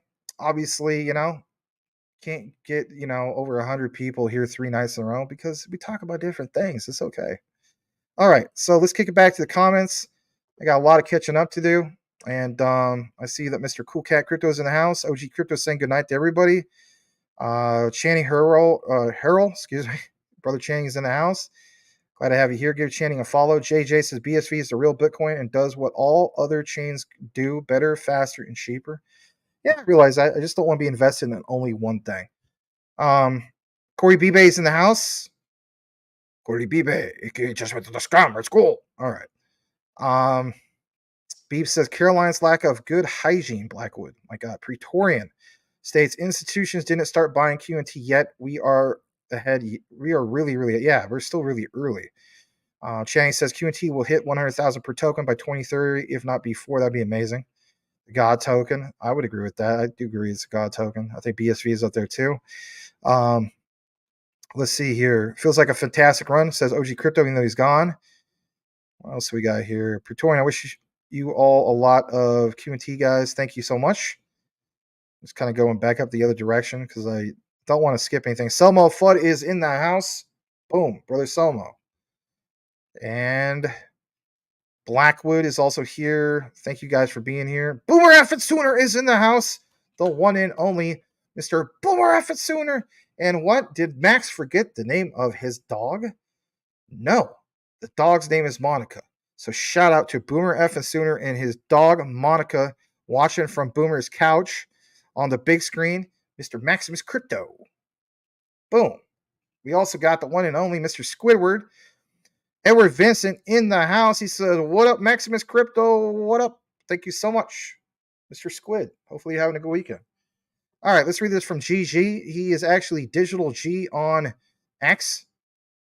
He says Algo, XRP, QNT, Render, and BSV. Those are all great choices. Beebs states, quote, and this is exact voice. Come on, guys. Max, I'm sure you'll notice, but more and more content creators are covering JASMY. Let's go. Yes, I have totally noticed that. And I'm so glad that I covered, and this is no, exaggeration. I think you guys have probably noticed this as well if you've been around. I've covered about 10-1 when it comes to that over the last year or plus. The way I look at it, like I was telling Mike Cornwell, is it's kind of like a meme token community, but instead of just being a meme, you have lots of utility. And, it's just like from the very beginning, whether it's, I don't know if you guys know who some of these guys are, Zippy, a few other guys from the community, very, very accepting, embrace, open arms community. That's one other thing I really liked. All right, let's read this. Yes, what up, what up? Dennis Lil, BSV 96 Quant 123. Let's go. That's kind of sounds like it's a rhyme. Yeah, it's cool stuff, man. And Mr. Beebs, I am officially part of the Caspa army, if you want to call that, because I guess the miner gets turned on either Wednesday or Thursday. I'm really excited about that. All right, Blackwood, is JASMY Games Tractions your viz will get more views, Max? They already have. It's really cool. I've noticed that the views and the subs have dramatically gone up. Like, if I do a live JASMY stream, the live stream will do better than a recorded. It's never been that way in the history of this channel or, the other guy. Anyway, Mr. Scam. All right. Sorry. Anyway, it was never like that. It would always be the recorded is where you get the subs. And I've noticed that now it's the opposite if I do a JASMY live. And I'm like, wow, that's crazy. So I still will do the whole thing of chopping it up. It's kind of like, taking an orange and squeezing it for all it's worth, right? It is what it is, but it's cool stuff. All right, let's see here. Very nice. Jonathan Sampo Polinsky is no slouch. BSV is still moving. Is the other guy even still around in the tube? I don't know, man. I mean, who really cares at this point? You know what I mean? You guys can go check up on him if you want. Anyway. Scam! All right. Enough about that. All right. I'm kidding. I'm not kidding. You know what I mean. All right. So what we're going to do now is we're going to get into the whole thing of what? Stellar. Let me clear out many tabs. I need to do it real quick. I mean, there's a lot of QNT tabs. Yeah. I don't understand, Max. Why can't you just cover all of QNT and 15 minutes flat? That's it. That's a lot of stuff to get into, was it not? You do it every time. I just don't understand. I'm out of here. I'm going to unsubscribe. I'm going to go watch the guy with the lumen problem, with the Halls problem. I'm going to watch him with the Ricola. He's going to make an NFT of a choking to death on a freaking cough drop. But you're going to listen to him for 20 minutes cough. You don't want to talk. All right, I got to stop that. That's not too nice. All right, that's not being very, very nice. All right. Let me close out all this stuff. Still closing out of all this stuff. All right. We have closed out of all of this. So read just a couple more comments. Scam. Yeah, exactly. All right. I like the Hooters though. Yeah, we all love those. Huge scam. Oh, scam. Interesting. You guys are having a good time. That's cool stuff. All right. What we're going to do now is pull up the branding for Stellar. Where is my bona fide blue one? There it is. Yes, that one. Not the scam. All right. All right. So basically, it's like this. If Stellar's your thing, this is the segment of the night in regards to Stellar. Very cool stuff. And believe it or not, once again, shout to the one and only. I love it when they call me Quant Papa, not because I shot you, right? No, he didn't do that. He's not gangster or nothing. But yes, believe it or not, Quant Papa collaborated with me once again to give me some solid Stellar content. That is so shocking. You mean Quant Papa's not a Quant Maxi? No, he's not a Quant Maxi. May seem like he is, but yes, let's get into it. So we're going to start off with the first thing. And so go ahead and pull it up. This is the image from the one and only Quant Papa. I know I'm out of the frame, but check out what it says here. So, your key takeaway. What is this all about?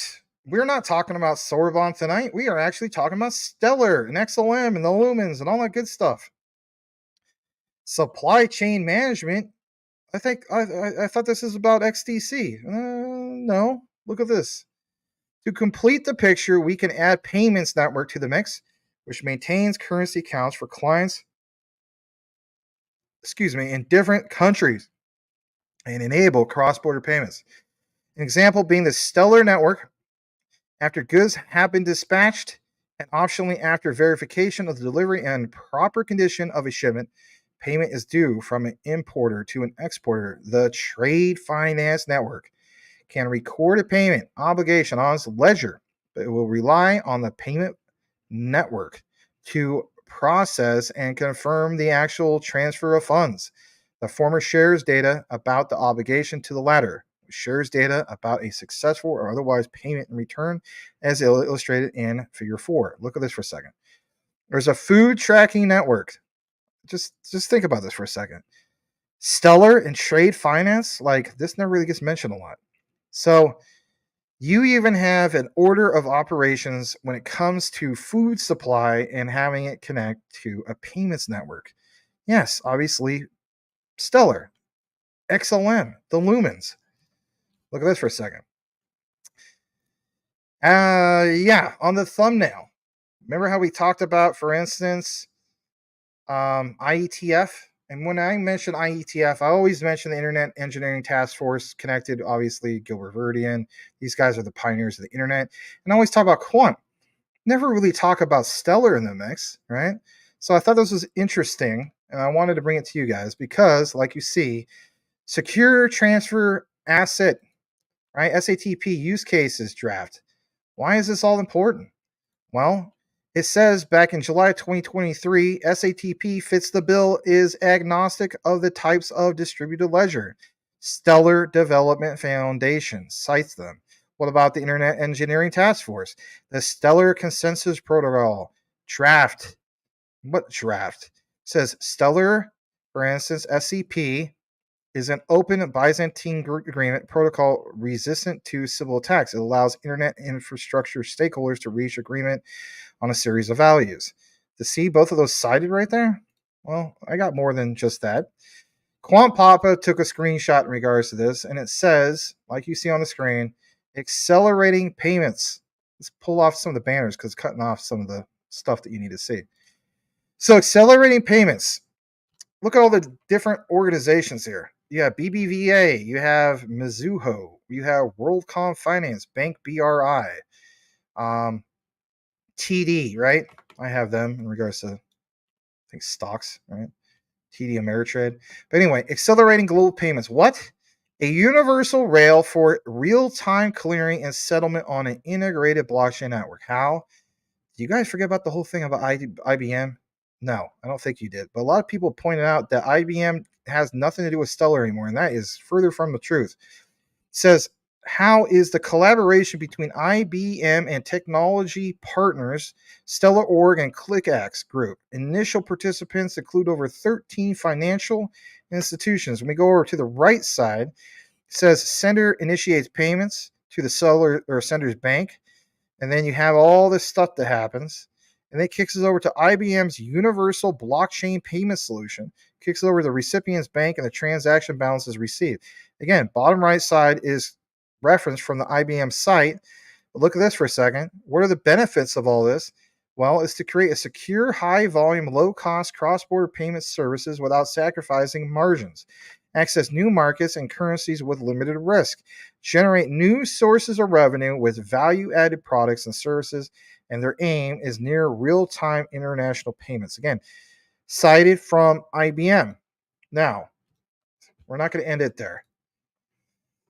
One thing that's really cool is this. Remember how we talked about this in regards to Quant? Ledger Swarm? You notice something really common here? It says on the bottom, with its built-in interoperable smart contract layer, think about it, guys, Sorbonne, right? When we talk about Stellar entering into smart contracts, and I always said I won't talk about Sorbonne much tonight, but that's a reality. Ledger Swarm is truly a trailblazer in the world of real-time settlements. So again, through Overledger, through the whole thing of Ledger Swarm, you can have this whole thing of Ledger what? Ledger agnostic, interoperable DLT, and traditional platforms. And then connect to the M10 through RLN for what? 1 million TPS. Look what it says, literally. Look at that. It's just right there. 1 million TPS.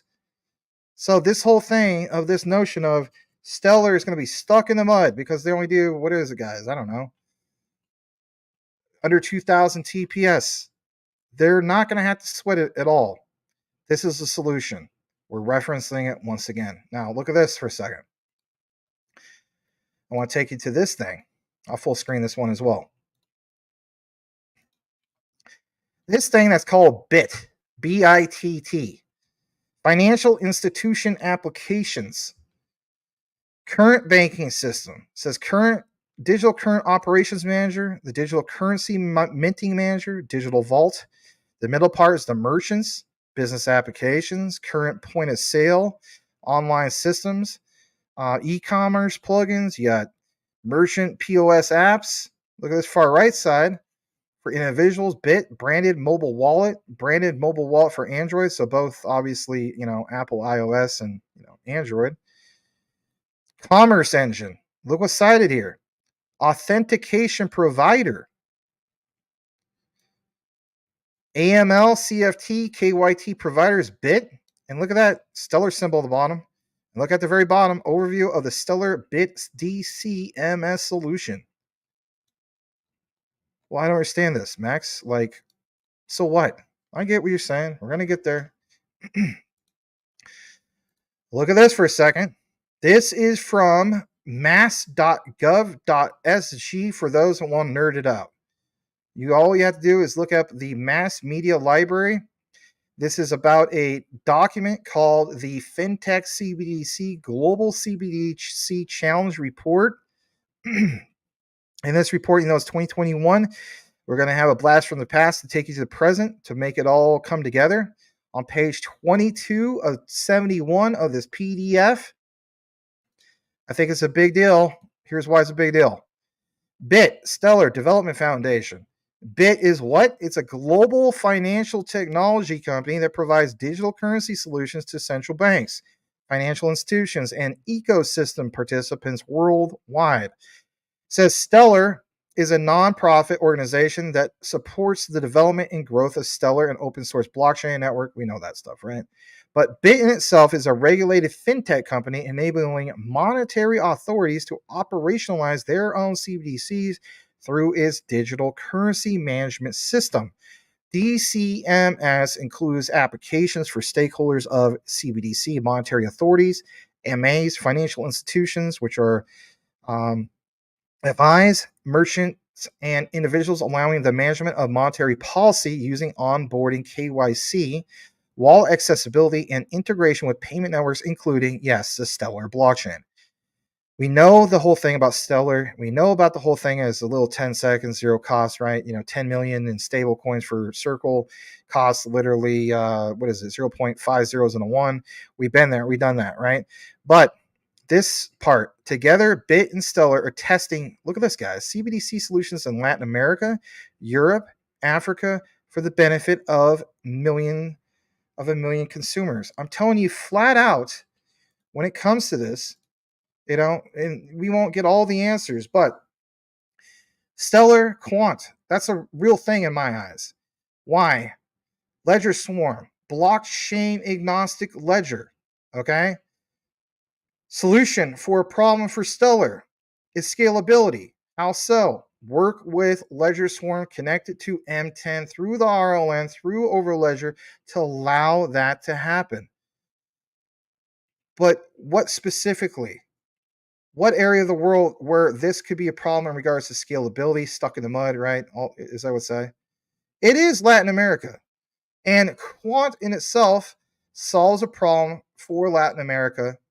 Obviously, they got that whole thing with LackChain. Then you see this, right? So my point is working together, realizing, like it said in the previous segment that we talked about, that Quant could literally work with any of these, but Stellar is currently working with who? BIT. And BIT has this whole connection with Latin America, even Europe and Africa. So when I get more into this, I discovered some other things I thought was interesting, and obviously Quant Papa went into full detail. But you see here this whole thing about personal data protection and system integrity. I mean, my God, how many times we talk about personal data protection for JASMY, right? And Japan. Well, is Stellar really, really putting a lot of focus on this and we just don't know about it? I think the answer is yes. So the DCMS maintains data segregation principles, ensuring that personal or personally identifiable information never enters the core CBDC transactions network. KYC information is collected and verified by AML compliance teams at licensed financial institutions and payment service providers. Interesting. Look at this. Integration with the current financial system, DCMS promotes MAs and FIs to leverage national payment rails to settle transactions in real time while it performs the CBDC settlements to end user accounts. Wow. Look at this. You have this whole thing of the role of minting, issuing, and monitoring currency, and allows FIs to maintain their traditional role in distribution, payment services, onboarding. DCMS does not require complex technological integrations to traditional payment systems. That's game changer. And they're connected to who? Stellar? Look at this. For example, DCMS could integrate into the MasterCard network to enable CBDC payments. Wow. What about this other one? Decentralization. An open network reduces the need for intermediaries and centralized processes, which decreases the cost of offering a financial service and limits the damage any one authority can cause due to a system malfunction, cyber attack. You mean Stellar has embraced data protection? And they teamed up with who? They teamed up with this thing called BIT to make this happen. And they want to decrease the cost of the potential damage if something should happen in regards to a malfunction or a cyber attack before it happens. I think that's responsible. What about this part? This competition helps to reduce systematic, not pronouncing that right, importance of individual entities, minimizing concentration risk. In this sense, Financial Stability Board, which is FSB, has highlighted that the more decentralized a financial system is, the more it can benefit from financial stability. I like all that stuff. I think it's worth pointing out. But my thing is this. Everything you see here, multi-CBDCs. Remember how we talked about quant? And this is all Stellar, right? How does this all come together? And if anything, how do you get that scalability you need? Well, we already answered that. But this part about the APIs, we know about quant, and we know that they are the king of this, especially when it comes to API gateways. So DCMS, APIs and applications deployed through a CI/CD pipeline, includes automated testing. With the Terraform-defined cloud environment, oh no, right? Components are managed and scaled with Kubernetes. The Stellar blockchain is the foundation for transaction settlement with calls routed through non-uniform memory access. They are what? They're the blockchain foundation of that. And when you get down to this, again, back to the other previous slide that Quant Papa took, you see how this all comes together. You know? So when we talk about Latin America, especially when it comes to quant, I think you should realize the broader picture of things, that Stellar also sits at the table when it comes to that. Now, I want to jump into this. Let's go ahead and full screen this as well. This is a good screenshot. So it says novel propositions and payments. Traditional payment services and payment infrastructure is being challenged and disrupted. New technology allows novel ways and achievements, or I should say, novel ways of achieving payments, blurring the line between infrastructure and service providers. Use of digital assets and public blockchain, BTC, Circle, no harmonized regulatory environment, proposed limited providers. Look at this next part. Yes, it mentions Stellar. Look at this. Use of public blockchain and settlement assets to transmit fiat currency. Here's an example. Stellar Lumens. No harmonized regulatory environment, and service may be regulated. And does it mention something else that's privatized? Well, look at this. Use of private platform and internalized settlement. For example, JP Morgan's coin, financial services, incumbents, technology not regulated. Again, back to what? Quant being able to do both the private and public, permission and permissionless, making it future proof, as the saying goes. All right, let's take you to this, because everything that's being referenced here is the secret. This is why you had to watch the show and didn't want to just include it in the thumbnail for somebody else can quote it. The secret is this. The secret's out. The cat's out of the bag just because you don't know about it. Right? Some people say it's not really secret. Call it whatever you want. It's Project Sela. And why would I reference this? Well, we're going to get into this. Because this particular gentleman from the Bank of Israel, right? Yes, the Bank of Israel, back in September 2023, were you aware that the Bank of Israel held this whole thing of an international conference in Tel Aviv on the occasion of the publication of the report of Project Sela, in proof of concept that tested the feasibility of a retail central bank digital currency, a new type of payment service, as we know, that do not hold the end user's funds at any stage while maintaining a cybersecurity of the system. Don't you think we should pay attention to this? I think so. Novel propositions and payments. I've fast forwarded to the key part of this. Listen to this. Frameworks. Listen to this. He says frameworks. Look what's also mentioned here. The BIS. Look what's also mentioned there. Hong Kong Monetary Authority. And you have the Bank of Israel sitting there at the table, I think we should pay attention to this. Listen to this for a second. Let me know what you think. Here we go.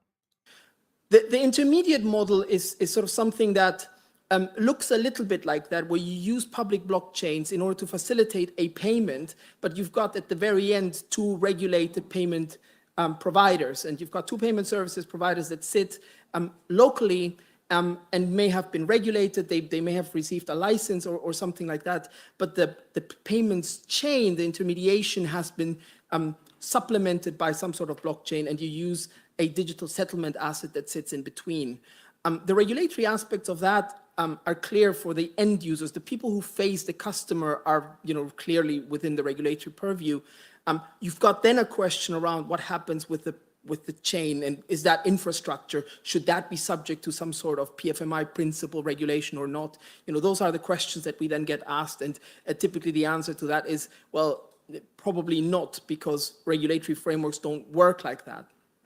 And then I think on the other end, in the fully regulated space, what we've seen is financial services providers coming up with this sort of solution where they don't want to rely on public blockchains, but want to sort of integrate their blockchain and do it themselves. And what that then means is that they create their own asset, their own token, and use it to settle transaction between jurisdictions. We see that with global banks who have done that.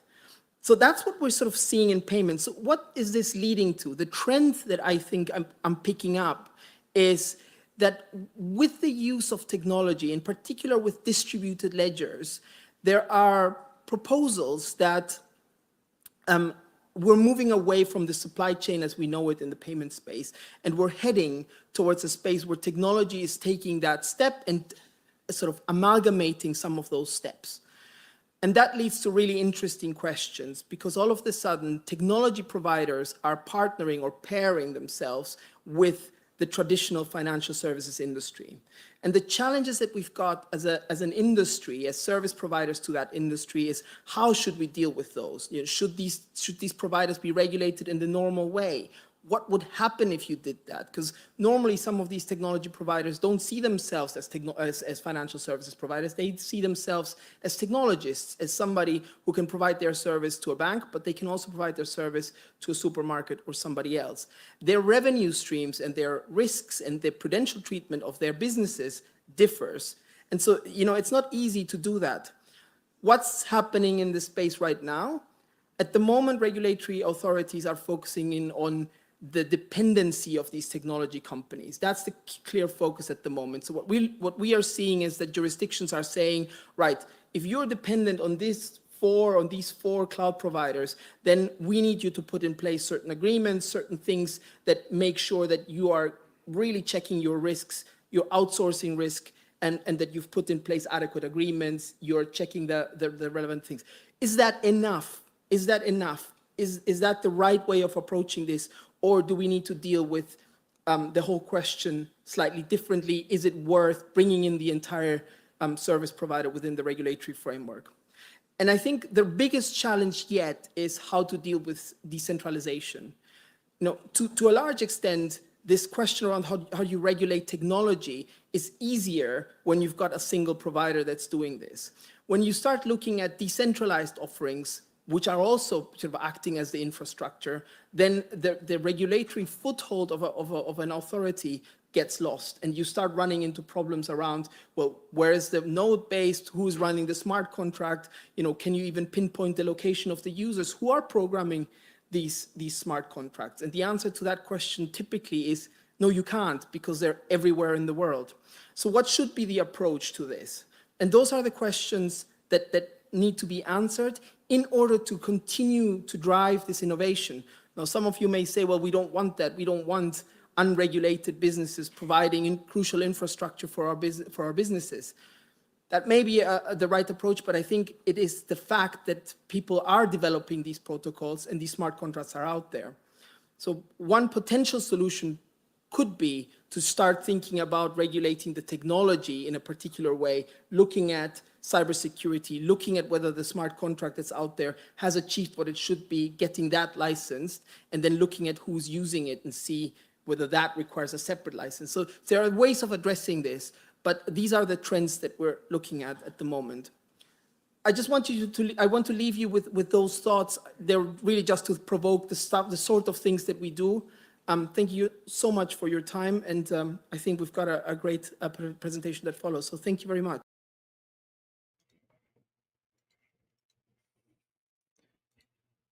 All right. So your key takeaway should be that was from Project Sela, all right? And we can get more into that at some other particular time. But understand this. That was mentioned back in September 2023, just a few months ago. And the key thing is, well, where is Stellar going with this? Well, again, remember what he mentioned in regards to smart contracts? So with the criticism sometimes of like, I wish Stellar would come out with this much sooner. I would much more appreciate what they have done. They have taken their time to kind of get this right. And when it goes live, we go to the next phase, right? Not just phase 0. But all the phases are done and it's on mainnet. And we have, the whole ecosystem going live. I'm still going with the whole notion of I don't see Stellar still sticking at 12 cents. And I will count my blessings in that regard that, it's still a time to pick up some Stellar, in my opinion. All these things that was mentioned, I think is definitely solid and worth pointing out. We're going to take a pause here, all right, because there's a lot more to get into in regards to Stellar.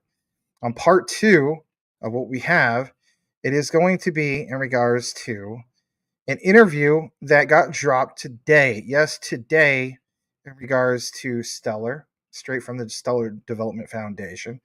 It's a particular interview of Danelle Dixon and, yes, Jed McCaleb. You're going to hear some things about, obviously Stellar, but Jed is going to share some thoughts in regards to also Vast. And, it's been a while since we talked about the whole thing in regards to Vast. We understand that that's a big deal, especially with space. But we're gonna get into that. I fast forward to some key moments in that interview. Want to talk about all these things, and again, for the ending part of the night, we're gonna get into some SHX.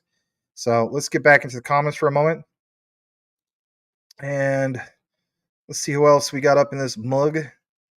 You got Mr. River is in the house. Boom. Light, Max, best man. You're the best man, Light, for being here. Thank you for being here. Hello, guten Tag. Sie Liechtenstein Exchange. Danke. Thank you for being here. All right.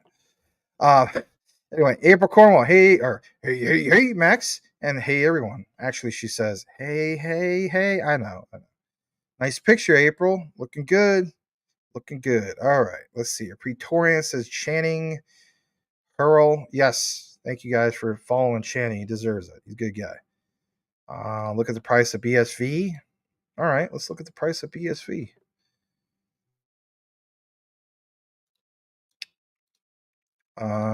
Let's pull this up. Let's look at the price of BSV. You want the BSV? Scam. I'm kidding. Had to have some fun. All right, what's it say here in regards to BSV? BSV. Ooh, nice. Very nice. Yishimish. BSV 9723, 3% up, 17.62%, 31.57% on the 7-day chart. Yishimish.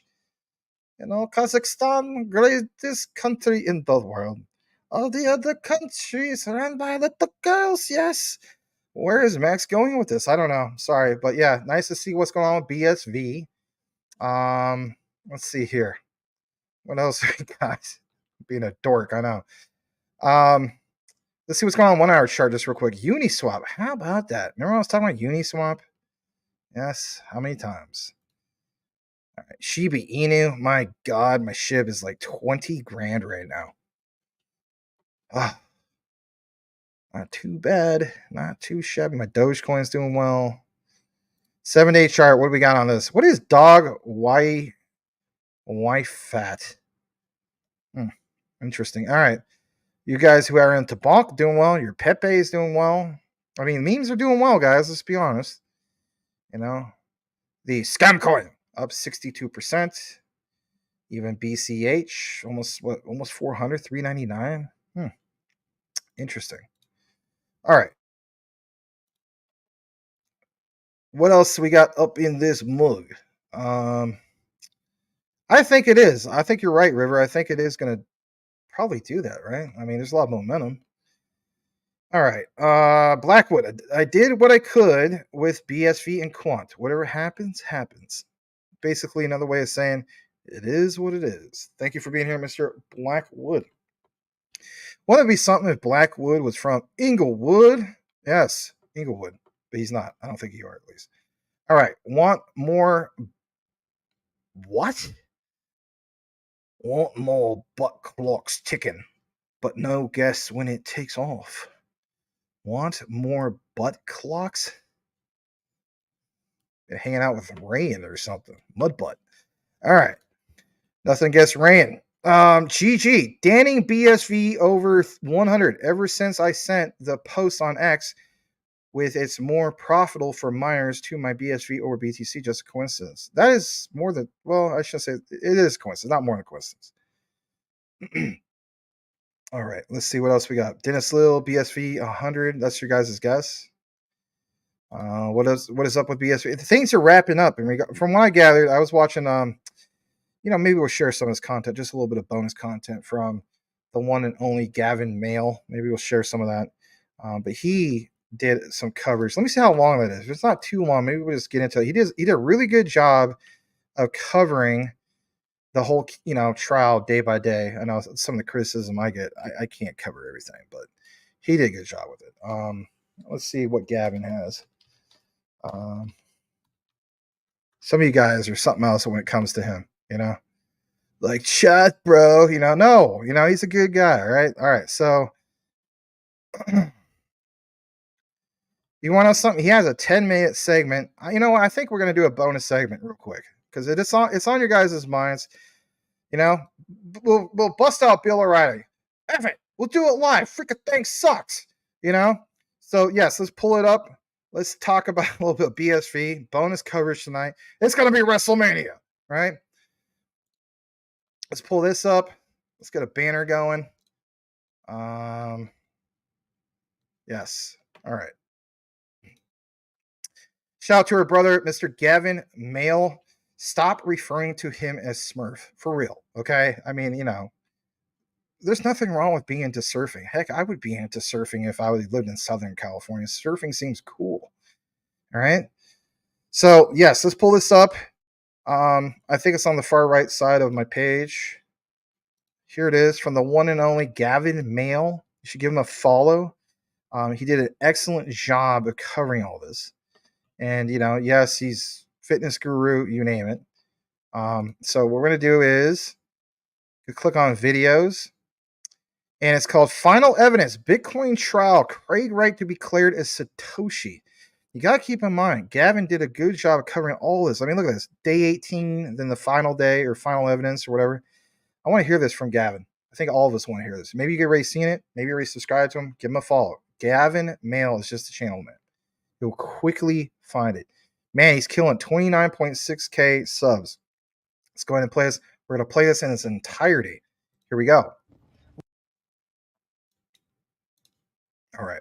Last day for evidence in the big landmark Satoshi trial. Did Copa gain ground or Craig Wright remain ahead? Stay tuned to the end and we'll recap it and break this whole day down. So today we started with getting Dr. Wright sworn back in for the final time, and it was all about emails that had been submitted to the court while the trial was going on. A few weeks ago, there was a series of emails that were attempting to prove that Wright had communications with his prior attorneys, prior solicitors, in 2019 and not in 2020 to support his case. And Copa cross-examined him, Jonathan Offer Copa, and they wanted to pinpoint that these emails were actually doctored and that Dr. Wright intentionally forged the emails and backdated the dates on there to say 2019 and then sent them to his wife in a spoofing scheme. And, so they began questioning him hard on that. He did his usual technobabble, going into extensive detail about how the actual email servers work and the science and the forensics behind Gmail and Outlook and technobabble is probably the best word to describe it because it really is over my head and I'm sure a lot of other people. So He went into that and denied everything. He then was asked about a different set of emails, and potentially he then alleged that those had been spoofed. I guess that was another set of emails where Mona Watts was involved, his wife, and he's claiming that potentially 100 people had access to his email, including someone who he didn't name, likely alleging Mr. Ager Hansen had actually, done some serious and malicious things to his email in the past. So he's alleging that no fault of his own. Now, there was some hardcore questioning from Hoff that he wanted Wright to answer, and with his finesse and dodging ability, and Dr. Wright's probably one of the best witnesses I've seen on a stand. He's extremely good at finessing questioning and not giving a direct answer when he didn't want to. I mean, in a scientific way, in a sense, you see politicians do it. But, so Jonathan Hoff was really trying to get him to admit or deny a specific question, and he wouldn't do it. And then he went to the court and asked the court, my lord, will you please ask the witness to answer my question? And the court says, I think it's time to move on. So with that, the Mr. Gunning for BTC Core got up, had one more question, wasn't really that substantial, or had a couple, really didn't, he really didn't get, he had just a little bit to say, but it wasn't really hugely substantial. And then after this, Madden got back up. Mr. Madden's the expert witness that COPA had it before, that, he admitted he didn't write the expert report. Now, Madden, what the testimony was from Wright was that Madden used Outlook with a Google interface inside the email. He was trying to identify a forged email, so he was creating an experiment as done in Outlook with a Google interface. Now, in this case, Wright says he doesn't use Outlook anymore. He only uses Gmail. So that being said, Mr. Madden, according to Wright, really he used an inferior approach to attempt to do the experiment, casting doubt. And this is what Orr did. In about less than an hour, he cross-examined Mr. Madden. And in his cross-examination, he was able, Mr. Orr rested pretty fast. He was able to cast some doubt in Madden's whether or not Madden had done a complete approach over this email, experimentation or not. And it looks like he did a pretty good job. Mr. Orr did a pretty good job at that, at casting this doubt that Mr. Madden hadn't actually used Google or Gmail. The example would be like logging into Gmail, sending the email and doing a test in there, as opposed to using Outlook and with a Gmail interface, a Google interface. So it seems like Mr. Madden could have also done that experiment, but he failed to do it. So that being said, Mr. Hoff had a couple questions for him. And then shortly thereafter, they rested, and Mr. Jonathan Hoff so eloquently stated, "That's the closing of evidence, Your Honor." And the court had a few kind words for the audience and let everyone know that they could submit their closing briefs, keep it under 1,000 pages, and then we would have closing arguments starting on, I believe it was March 7th.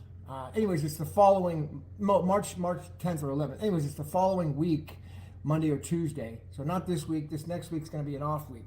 So that being said, that's the closing day. And I will definitely going to go ahead and give this to Wright, not because it was a big slam dunk or anything like that, but I think the misconception about this trial here is that there cannot be any doubt in COPA's forgery and fraud allegations. There cannot be any doubt in that. I'm not saying that doubt in Satoshi. I'm saying in order for for COPA to say that it was actually Wright that forged these emails and backdated them, there cannot be any doubt on that. And there's definitely too much doubt. It was an incomplete analysis by Mr. Hoff. And so, with that being said, today's going to definitely go to Wright. We were at a 10-8. Now we're going to be at 11-8. Dr. Wright going ahead. COPA falling behind. With closings coming up, with Wright in the lead, we're going to see exactly where this plays out in the closing arguments. I mean, it's definitely not over yet. There's still information we don't know. The closings could come up really be well articulated. We got Lord Gravender coming up, and then of course Jonathan Hoff, and then the BTC Core. But that being said, without any big surprises or incredibly well-crafted arguments that are identifying facts we're unaware of from COPA and Jonathan Hoff, I would say this is definitely going to go to Wright, and meaning that that Wright will be declared Satoshi Nakamoto, and Copa will be declared that they're just insufficient in declaring he was not. And that's just my honest opinion here at this point on how we're evaluating the trial every day, every single aspect of it. That will then roll over to the BTC Core claim after that. So we'll continue some other trial recap on this as we go into the other case. And that one is the big substantial case. Be mindful for the people who are holding BTC, which is the $45,000, $50,000 Ponzi scheme that people are saying, yay, price go up. That is, be mindful of those people, because, just if this case goes this way, there's going to be another case after that, and that database rights case could be very substantial and potentially harm those holding that token, or that cryptocurrency, as you call it. So just be mindful of that. Take your risks accordingly. This is definitely not advice in any way. Hopefully I can provide some entertainment as I'm down here in Scottsdale, Arizona for spring training. And hopefully I'll be able to meet up with some of the guys in Bitcoin, that I've met online down here. And I'm also going to meet a bunch of other friends for dinners and events the rest of the time I'm here, while I'm kind of going in and out of the, checking out the Chicago Cubs training facility and their games down here. So that being said, there's also going to be a big announcement coming up. I'm going to be doing either today or tomorrow. I'll see if I can do a video on it once it's done. We got a facility set up in San Francisco. It's freaking landmark. This is going to be for the hackathon that Scrypt is putting on with Xiaowei Liu.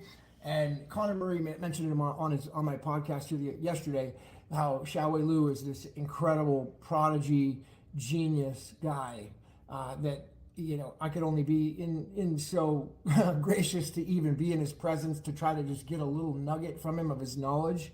So that's what I'm going to try to do while I'm there. It's going to be a 2-day hackathon. It's going to be on March 16th and 17th, San Francisco. We got an absolute historic venue, one of the best venues in the city, maybe the best venue in the city. Stars aligned. We were going to be out in some Timbuktu junky place, and ended up this place just happened to open up, and it was just fell into place perfectly. So I'll hold back on exactly the location until I talk with Xiaowei. But that being said, once it's ready, everybody can book rooms. There's going to be a room discount on the venue, and this is a place people are going to want to stay at. You're going to stay on Friday night and Saturday night, check out on Sunday. That's going to be the 15th through the 17th checkout. You're going to want to stay at this place because it is a landmark place. If you haven't been in San Francisco in a while, you could treat this as a tourist vacation as well as a business thing for the hackathon. Because it is going to be in a dream spot. You will not want to miss it. All right, that's going to do it. All right, I'm going to be at the spring training game, getting some sun, keeping fit and aesthetic as I'm checking out. All right, and be sure to subscribe, like, comment, share the video out there for the last updates, and I'll be keeping you updated as I hear more information on what goes on with this trial. But definitely today goes to Wright, and it looks like the trial is going to go into Wright's favor to be declaring Satoshi Nakamoto. This is Gavin May. I'll see you at the top. Customize and save with Liberty Mutual. Boy, oh boy, that would be incredible. If Gavin Mail is right in regards to that. So, yeah, here in Scottsdale, Arizona. Interesting. He's on the other side of town. All right. So let's take out the branding for BSV, but it was nice to hear what he had to share in that regard. He does a good job of breaking that all down. Okay, so let's kick it into the last comment, wherever that was at. Trying to see where we were. Okay, let's see here. So we did answer this, and thank you for the question, LT2785. You glad you got a bag before the pop? Right on. Yeah, I noticed that. That's cool. All right, let's read this from Cool Cat Crypto. Dat BSV going up because perhaps word could be that Craig is going to win the case. Yeah, that was what Gavin was talking about. Sure looks like he's going to win from what you've seen. Yeah, I guess it's not just you. I mean, Gavin Mill, right? There you go. All right. Who else we got up in here? I guess somewhere is La Gran Comisión. Oui, oui, merci beaucoup. La Gran Comisión. Yeah, Max, I don't get it, bro. I'm new to the channel. I don't see a Le Grand. I know. It's an old tradition. Okay. Race against the clock. That's what you're talking about earlier. Oh, it's just a typo. I'm not talking about something else. I'm not talking about a Barry Wood or something. Now let me tell you something. It might be good that you guys don't have Mike Cornwell's phone number, so I could be doing a serious conversation about anything. Like, Mike, you won't believe what Quant connects to, or BSV, or this and that and that and this. Be like really seriously into it, and he will purposely derail, kind of like forums back in the day, right? Where people have like a sticky at the top of the thread, and the only way you could derail a thread is if it's not sticky or pinned. He will purposely derail all of my research with what? A giant Barry Wood, freaking King Kong, Coney Island, all over my phone, just gone. Like, forget it, Max. I don't care if your Shiba Inu is worth over 20,000 right now, and your Dogecoin is worth about 4,000 or 5,000. Your JASMY's like over 21K. I'm gonna derail the hell out of it. Here's a Barry Wood for you. I'm just like, wow. I'm speechless. I can't do anything. I can't think. I can't move. I'm just stuck there looking at my phone like a deer in a freaking headlight. And I can't move. I can't do my job. I can't do anything. Phone's ringing. Don't answer it. You know, freaking alarm systems going off. Air raid signals going off. Doom and gloom's going on. Freaking, World Economic Forum. Mr. Klaus Schwab's telling me I'm going to eat bugs for the rest of my life. I can't do nothing. Why?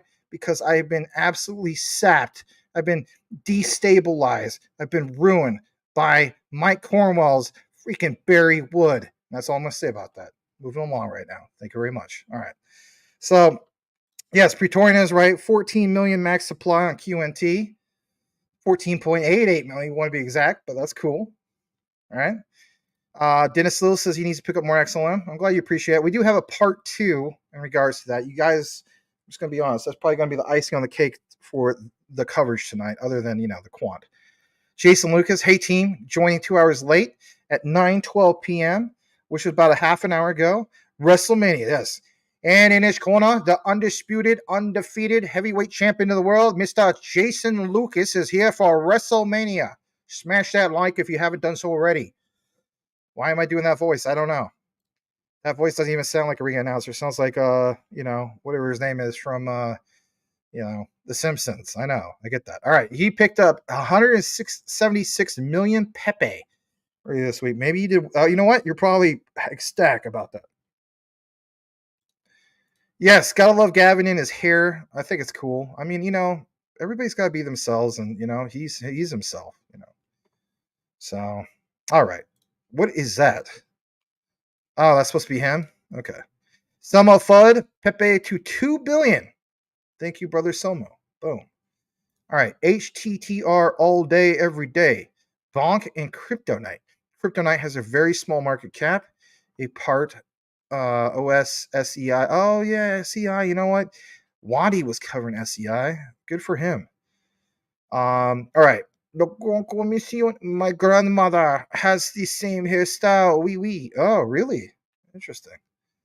All right, Jason Lucas. It was between Byte or Pepe. I think both would do well, but ultimately chose Pepe. Yeah, there's nothing wrong with that because it has a better chance of getting a Coinbase listing. Hopefully my logic is not. That's a good way of looking at it, man. Because you know what? If we learned anything from last bull run, what was a big, huge catalyst, probably the biggest for Shiba Inu. I remember this. This is where my SHIB 11x for me, and I was like, oh boy, bit by the crypto bug. Was when it got that Coinbase listing. So I'm glad you look at it that way too. That's being strategic even with meme tokens. Shout out to the one and only Jason Lucas. Boom. There you go. All right. This is not Blackwood's voice, but might as well just get into it. Seriously, what the F is with the Karen hair? Sure. His name is Darren. Oh, what the heck? Darren, not Gavin? All right. I don't know. It's okay. It's whatever. Blackwood, I'm sorry. I usually don't judge, but these guys are something else. So what do I look like to you? The guy that Elon Musk has? Let me show you that darn picture for crying out loud. If you haven't seen the picture, it's ridiculous. It's absolutely ridiculous. Where is that picture? I'm gonna send it right now. I'm gonna send it to Elon Musk and Mr. Teddy Vincent in the group chat as we speak, because we literally use this as a reference for me to laugh every single time. Every single time. It's absolutely ridiculous, but it's funny, and I just go with it. Okay? I just go with it. Here we go. I'm going to send it to the group, and then I'm going to share it. That's right. I'm going to share the darn thing right now. All right? So, you guys say that, he's ridiculous. I'll tell you what's ridiculous. Look at this for a second. We'll get back into crypto. Gotta have a little fun. It's Friday night, for crying out loud, right? So, look at this. Pull this up. Where is the group chat? Come on, pull it up, Max. Yes. God. All right. You think that's ridiculous, Blackwood? Take a look at this. All right. I can't even type in a proper LOL. It has to be this because I cover JASMY all the time. Look at this. Yeah. Look at that. Rafts. I raff. According to Mike Cornwell, I raff. And I have these puffy cheeks, according to Jeff Pruden. It's the raffing. You know what I mean? Oh, there's another image on the bottom right that's not appropriate. Dang it. Because Mike also sent that to me because he was talking about image sensors and stuff like that. So never mind that. All right, we had a good little fun laugh with that. Anyway, so yeah, there you go. Apparently, that's going to be an NFT of me at some point. And according to my friend Jerry, that is literally me. Without the hat. You know what I mean? Filipino Ice Cube, aged about another 5 to 10 years without the hat. So it is what it is. All right. Yeah. Well, did you judge the RAF? All right, Beebs, Corey Bibe. Nvidia just surpassed Saudi Aramco, the world's largest oil company, to become the third largest stock in the world. GPUs and data is the new oil. Maybe render hits $50 this bull run. Wait, that's a good point. I do too many impersonations. You know what happens? I start coughing, and that's a bad thing. All right, Cool Cat Crypto. That hair is pretty effed up. And any way you want to slice it, well, to each his own. All right, Legrand, mute it, and then we'll look funnier. Mute it? Huh. Okay.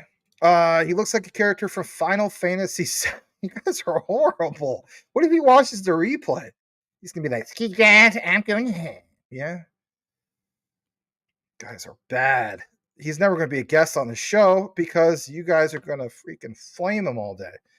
And he, we'll think about having him as guest on the show. And it's like, I don't know. Now it's like, going to do some sniffles. Like, not going to have him on the show right now. It's so bad. No, I'm kidding. All right. He's a good guy. Okay. He does a good job with his coverage. He could dog me. I'm not fit like him. Jeff Pruden somewhere is like his ears are ringing with me mentioning the whole puffy cheek thing. Okay? Looks like Howard Stern. God, so bad. Who's the lesbian? I don't know what you guys are talking about on that one. All right. He's nearby. I'm in Phoenix. Oh, so you're in Phoenix. I'm in Northwest Phoenix. Interesting. Real mature. Uh-oh. See, you guys, you guys. All right, Boomer F is sooner. I've got to get one of those blank machines, retire and make a YouTube video. Oh, God. I've seen some of those videos. All right, let's see here. Hope all your bags are packed. Yeah, I mean, we didn't hit all our goals, but, I mean, maybe you did. You're into 300 different things. Gavin is right. Craig will win. That's cool. Elon Musk. Gavin's a good dude. You may get one of those haircuts. Yeah, right. You just want to have a war, don't you? You know, at the end of the day, you just want to just have a freaking battle. You know, you're seeing that movie called Battle L.A. You just want to have a battle Oklahoma or something. I don't know. It's all right. SPL, XRP, and XLM gonna rip? I think so. You will speak to our managers? What the heck? All right. What else you guys got? You guys got anything interesting? This has been a great week for cryptos and stocks. Yeah, Nvidia's been doing excellent. There's been some other ones. My stocks haven't been doing too well. I'm glad I'm more focused on crypto because if I was more focused on stocks, I think I'd be wrecked right now. Anyway, may have a wood. I don't know. Oh my god, that is horrible. Heath Overledger, welcome back, man. You got reference from Dick Tracy comic. I imagine that was Breathless Mahoney's character, played by Madonna. That was always my dad's favorite comic, was Dick Tracy. Welcome. Glad to have you here. And what else we got? You guys have anything specifically? May have a Coney Island. I don't know. Oh, God. That's crazy. Let's just read a few more. And then we'll promise to kick it back into the part 2 of the stellar coverage. Yes, he is right. It is me. It's from the future. And that's exactly... I don't know. I mean, technically speaking, I removed the hat. This is the way I look now. You guys see me without the hat on a long time ago. I'm not going to remove it right now. All right. Let's see. Ridiculous. It's the ridiculous. Ridiculous. Oy. All right. Blackwood. That's just an obese Asian man with... oh, God. But I am that. You know, I just look a little bit better on screen, you know, maybe than I do in real life. Maybe obese like Della Reese. I don't know. All right. Max with hat. Yeah. You trust me. You want me with the hat? You're gonna see a whole big forehead. You know. Max makes that face when he gets Barry's Woods. I don't know picture. Oh, jeez. At least you guys are having some fun on a Friday night, right? All right. Let's welcome the one and only GS. Shout out to him and the Lazy Shaman show featuring Steve the Canadian and Shaman Says and all those guys over there, right? All right. Blackwood, I apologize for my comments about the dude with odd hairstyle choice. Yeah, right. Give me a break. You know, that's like, even though you can't read text, I mean, you can read text, but you can't see the emotions. That's like sarcasm somewhere in there. That's okay. I'm glad you're trying to be nice. That is correct. I gotta post. So what did we agree on? So we won't do 9 Eastern, 6 Pacific. We're going to do, I believe it's 8 Eastern. Yes, 8 Eastern, 5 Pacific on Sunday. Then again, when is daylight savings time? Hold on a second. When is daylight savings 2024? March 10th.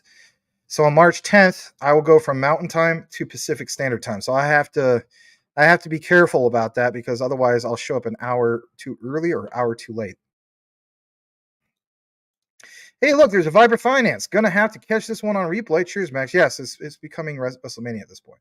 It will be WrestleMania. There's no way I could cover part 2 of Stellar, do the SHX coverage, kick it back into the comments, read silly comments, talk about people's hair, talk about Barry Woods, talk about having a tag I don't know, and then reference, a guy who's Asian with chubby cheeks that looks like a younger version of Egg from Big Trouble in Little China, who raps, who says, "Just meet up the scam, we're school," Yeah. Max, you look like Earthquake, the wrestler. I do? Oh, no. You want to know something? Of all the wrestlers from WrestleMania, he was the one I disliked the most. I couldn't stand him. When I was a kid, I used to root against him all the time. He was annoying. I couldn't stand him. And I look like him. I'm going to end the show. I'm going to go end it. It's all over with. I don't want to do it no more. I'm so offended. I think I'll just, not seek to get an Eagle Scout badge and just end it all right now. I'm playing. Anyway. All right. You used to watch Dick Tracy, had a few action figures as a kid. That's cool. I always like just watching, even like our reading the traditional comic. All right. Beeves, Max, which cryptos in your opinion haven't taken off yet besides XLM, QNT, XRP? I definitely would say Casper with the hard R. I definitely would say XDC. I wouldn't say Iota because it's done a 2x. I don't know. The ones that I have, yeah. I think I'll look at a little bit more. Hold on a second. What else is a good example? Let me see what else is up in this mug.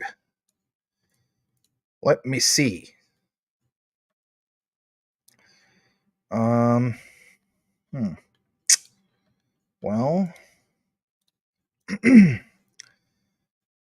let me see. Oh, God. That is not what I wanted to share, but sorry about that.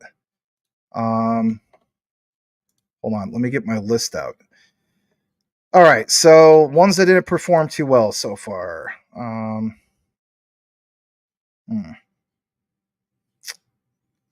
Well, Kronos is starting to do something. All right. So, let's see here. Dyor's been doing something. Even Ada's been doing a little something. All right, how about this? I was thinking that Alliance Block Nexera would be doing a little bit better by now, but we have gotten taste of that. Algorand's doing a little bit. Stellars are doing a little bit up 7%, which is cool. But yeah, I'm leaning towards like XDC. Polygon's doing a little tiny bit. Casper's up 5%, but in reality, Casper could do a lot more. But in reality, the IPWE thing, the bankruptcy, that was a negative catalyst. I mean, some people consider it kind of a blessing in disguise because they're picking up a lot of Casper. What else? Hold on a second. I'm so disappointed about Cypherium. I mean, come on, that should have done really well.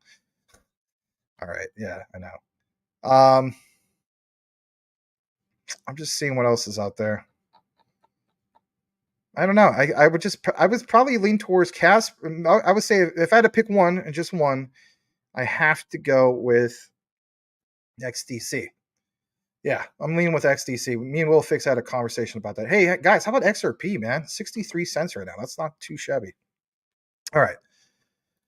Boomer F it sooner. He saw Earthquake wrestle Hogan in San Diego back in 1991. Oh, you must have been still in the Navy at that time. Awesome. Impeccable Biggie verses. Yeah. Obese like Deloise. You lose teeth like little C's. Player, please. Then something about your dungarees. I can't remember what else happens after that. Anyway. All right. Did you see the Twitter post from Velo? It said we aim to. You know what? I've been getting a lot of requests to cover Velo again. I only covered one time, and I did it for Brian Dowie, and the video did really well. But my thing was I'm not personally invested into Velo.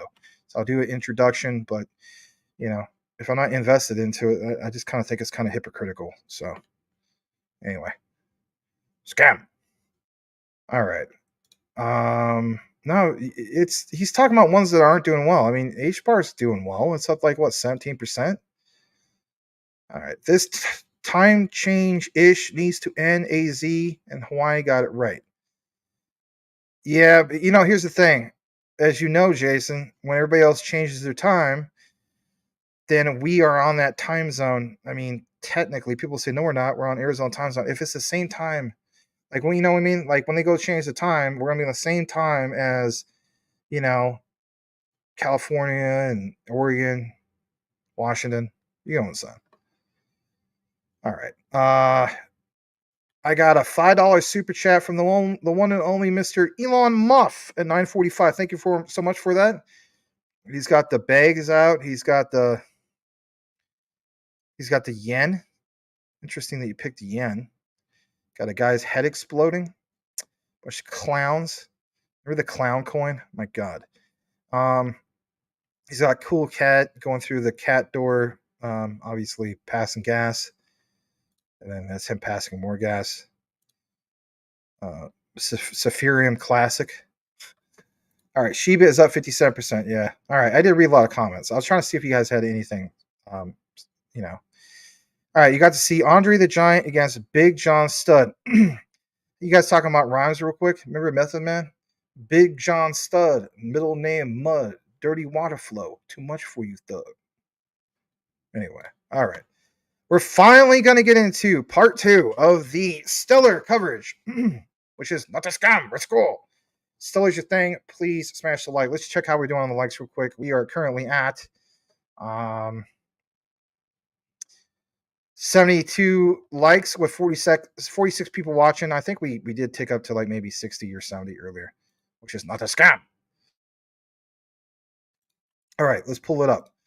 So we want the Stellar one more time. This one's going to be good. I think, in my opinion, this is probably a lot better coverage than earlier. But, all that stuff, it is worth pointing out. Maybe you think it's too nerdy, but, got to learn some stuff. Right. Let me clear out the tabs one more time. Let me see. Project Sela, that's over with. Okay. All right. We're now at the Stellar part 2 of the night. And you guys know who this guy is. You should know who this is. If you are into Stellar, who doesn't know who Jed McCaleb is, right? So if you're new to all this, that's okay. I'll give you an idea who he is. So for one, he's a 49-year-old man. He obviously worked for Stellar many years ago, up to 2013. He joined up with Stellar. He's also part of this thing called VAST, and that should be one of your main key things. Now, I did a video a long time ago, right around this time last year, in regards to VAST. And, a lot of people were interested in it, about it and so on. But Reuters, back in October 30th of 2023, did this report. It says crypto billionaires nonprofit buys $500 million worth of AI. Like, what? Vast, Stellar, AI? What's this all about? So, a little bit more about him, right? American programmer, entrepreneur, philanthropist. He is the founder and CEO of aerospace startup Vast and co-founder of and the CTO of Stellar. He has a lot of background. A lot of people like him, some don't. But this is interesting. When you see this right here, here's this report from TechCrunch, okay? This was all the way back in May 10th of 2023, and this is why I want to, remind you guys about this, right? It's kind of like a blast from the past, just in case you're not up to date on all this. So I'm going to come full screen on this one. So last time I talked about this was literally almost a year ago, right? About 10 months ago.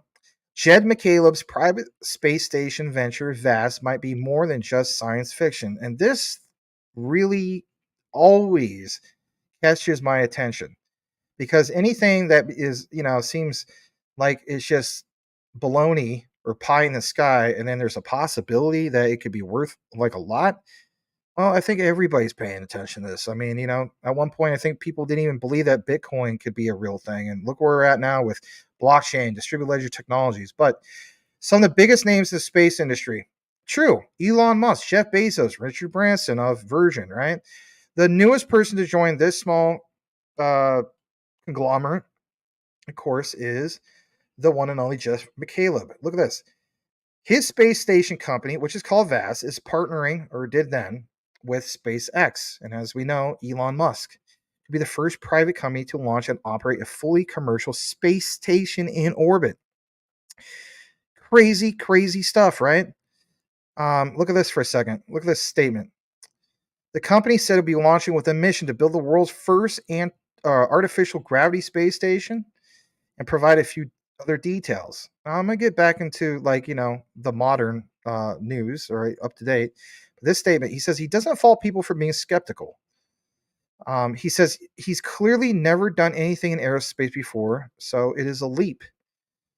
A lot of people doubted him because of his background and not being a type of guy that maybe not, knows a lot about this.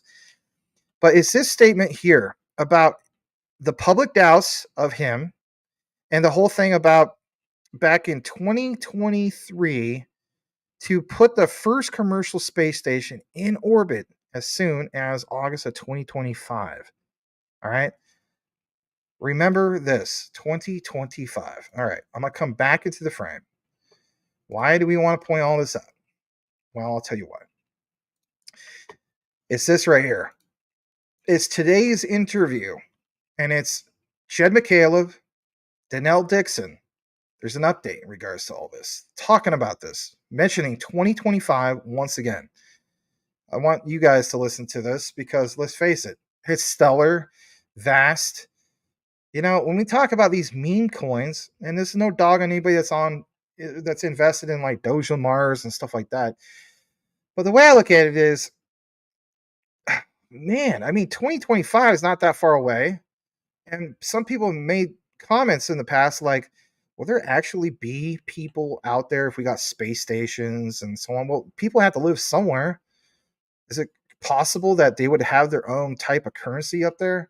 Now, some people are like, well, there's only going to be a handful of people living up there anyway. True, but what happens when we get more and more and more people living up there in these space stations and so on? Or I'm just saying. I mean, think with an open mind. It may seem like it's bat crazy, but think with an open mind. Think about what they're going to mention here. Let's go ahead and play it. Let me know what you think. Do you think this is a bunch of malarkey? Do you think it's a real deal? Why would Elon Musk be involved in all this? Here we go.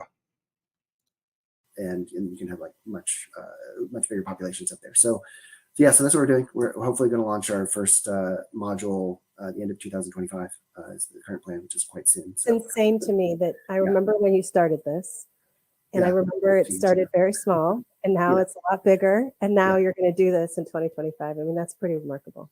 Yeah, we're pretty excited about it. Yeah, it's getting very real. Yeah, we've got about like 270 people in a facility in Long Beach where this stuff is, or building hardware and everything. So yeah, cool. It's remarkable, and a really strong team there. So it's great to see that. I marvel at what you've done in a short period of time. And then with Astera, that was at the same time period. Yeah, so I started them both basically at the same time again, like kind of unfortunately, but so yeah, so Astera, so I mean, it does a few things. It works on like scientific publishing and like a few other things, but its main focus is AI, and it's essentially looking at like there's lots of AI labs right now. We're kind of trying to take a different tact, and again, it's one of these things where I think it's clearly going to happen soon. We'll have machines that can think kind of on the level of humans, and that will just be super impactful and basically change everything. So anything that I think that I want to do, I'm like, well, it'd be better to figure out AI to be able to do that thing first, right? So it just seems like the highest leverage thing you can do, especially like given my background. So it's really hard not to work on. So, but yeah, so our approach. I think, wait, just 1 second. I think you told me like 2 years ago that AGI was right on the cusp. Do you still think that? Yeah, I think we'll have it quite soon here. I don't know. It depends on what you mean by AGI and like when it'll be, but things are going to start changing really quickly over the next few years here. It's going to get really crazy. So. Okay, so I interrupted you. Tell us more about Astera. Oh yeah, so basically, again, there's like tons of big open or AI labs like OpenAI and Anthropic and DeepMind, all these guys, right? And so, but they're all kind of working in a very similar direction, just like taking like machine learning and kind of like scaling it up and like doing some things like this. So and that's obviously having an impact and it's working to some degree, but I still think there's like this kind of like fundamental piece that's missing, and so we're looking closer at how the brain actually works and like trying to figure out the algorithms that are represented in the brain, like like how does the basal ganglia like affect decision making and all this kind of stuff, or how does the hippocampus store memories, and because I think these are the kind of the pieces that are missing from the current models, and so I think probably the real solution will be some marriage of these things where we'll learn, like we'll get insight from the actual brain of how to do decision making and reasoning and planning, and kind of tack that on to these larger models. So that's kind of the route we're going down. So it's been pretty fun. We had this conversation not that long ago where we talked about why there's this difference in terms of acceptance, or difference in terms of how regulators have approached blockchain versus artificial intelligence. Do you have a sense as to why you think that it seems like artificial intelligence is kind of accepted by the regulators as something that's going to be powerful and potentially good, and they haven't tried to restrict it or to regulate it out of existence, which some say that's what's happening in blockchain. Do you have a sense as to why that might be? Yeah, I mean, well,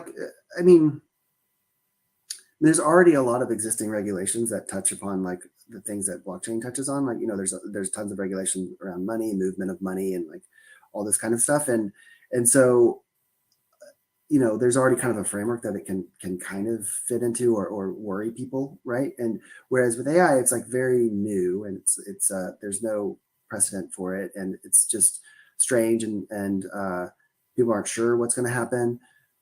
Whereas if you explain what like blockchain can do, where hey, you can move money instantly to all these people get that, and there's like clear worries that arise from that, and so I think that's basically why it's AI is just like further out of like distribution for what these people are used to regulating, right? So yeah, I think that's a good part of it. I also think that we talk about AI as if AI is an industry, and I think of AI really as that tech that's going to be in every industry.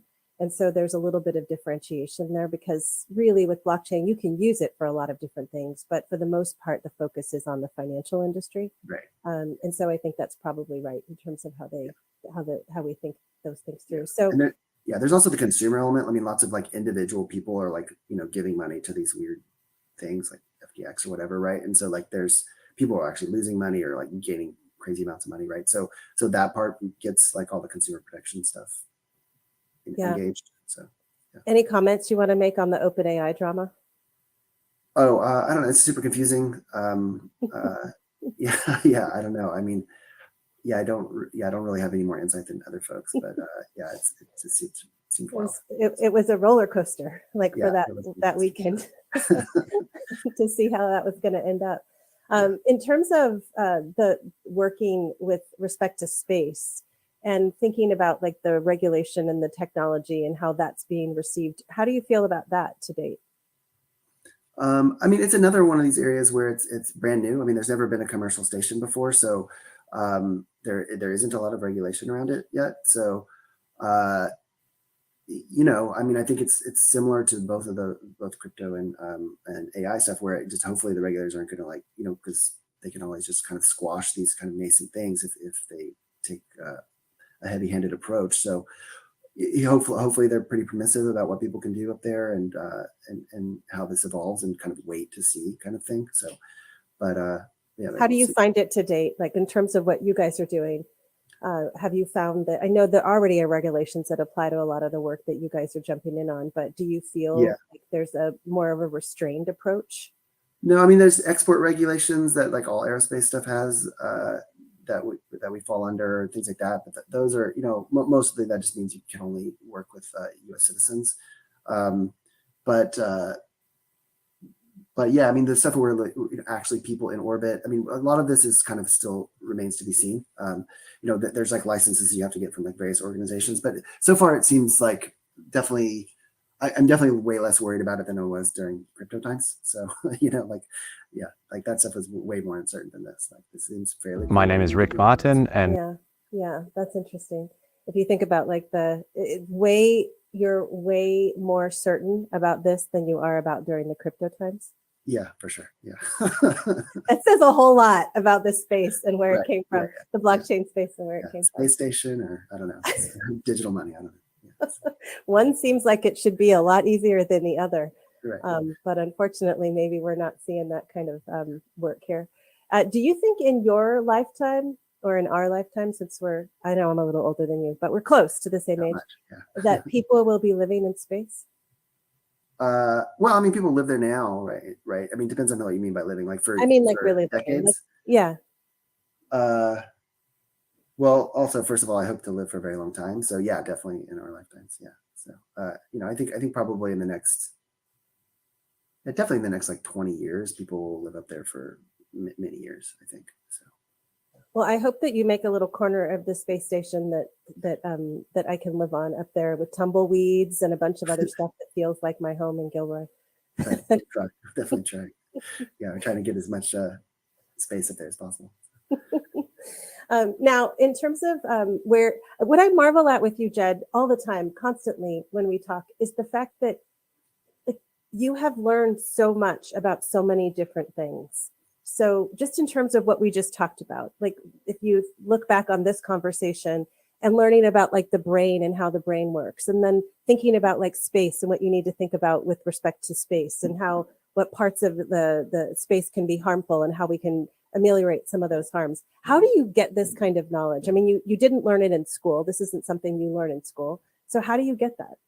I mean, it's just a lot of reading, honestly. I mean, that's the way I learn best, is just like reading. So just read a ton of books, and both of those things I had been reading on for a long time. So, and then, definitely on the VAST side, we've managed to get really awesome engineers. And so I've learned a ton from them, just like talking to them, discussing things. I mean, kind of the cool thing about that is it's engineering in the same way that software engineering is engineering, but you just have a different set of constraints. You're like constrained by actual physics rather than like weird things computers can do. So the actual thought process is very similar to what I'm used to. It's just I just have to learn these kind of different, again, like these different constraints. So in some sense, that's been like way easier to like dig into than the AI side, like the brain. Like the brain is super complicated, and it's biology is just like super messy and very unclear, and that's definitely way more to learn there. So yeah, it's like still an art, not a science. Now, because it's super complicated, messy, and unclear, is that going to keep you more focused and more engaged in this space, you think, for a while? Or how do you think about that in terms of the next thing? Or are you like, no, heads down in this for now? Oh yeah, I mean, I don't plan on starting anything else besides these. I'm going to hold you to that, by the way. That's my life, probably. I mean, the AI thing is like, I mean, there's like, I mean, once you figure it out, it's like, I think the quote is like, it's like kind of the last science project, essentially. Like once you figure out AI, then it's like solving everything else for you. So, yeah, I mean, yeah, I can't imagine like wanting to do something else after that. So, yeah. One time we were talking about, I think it was ChatGPT, or it could have been Google's, but I think it was ChatGPT. And I asked if you use it for coding, and you answered that you did. Do you still? Yeah. Mm-hmm. Yeah, I wrote this little thing. I mean, the Copilot is kind of catching up to my thing, but yeah, I have this little program called Baloo that basically it's kind of like it seems like kind of like a crappy intern, basically. But it's still helpful. It's definitely helpful when you're like writing stuff that you're not like with C++ is not very helpful, but with like some language I'm not very good at or something or new to, then it's definitely helpful. So, yeah. And so you think for C++, but you did say like you think for like Java and JavaScript and other things, it was actually pretty good in terms of this is just like giving this information out there for these new programmers that are starting and they want to test some of their skills. Yeah, I think it's just super useful when there's like some framework or language or system that you're not that familiar with.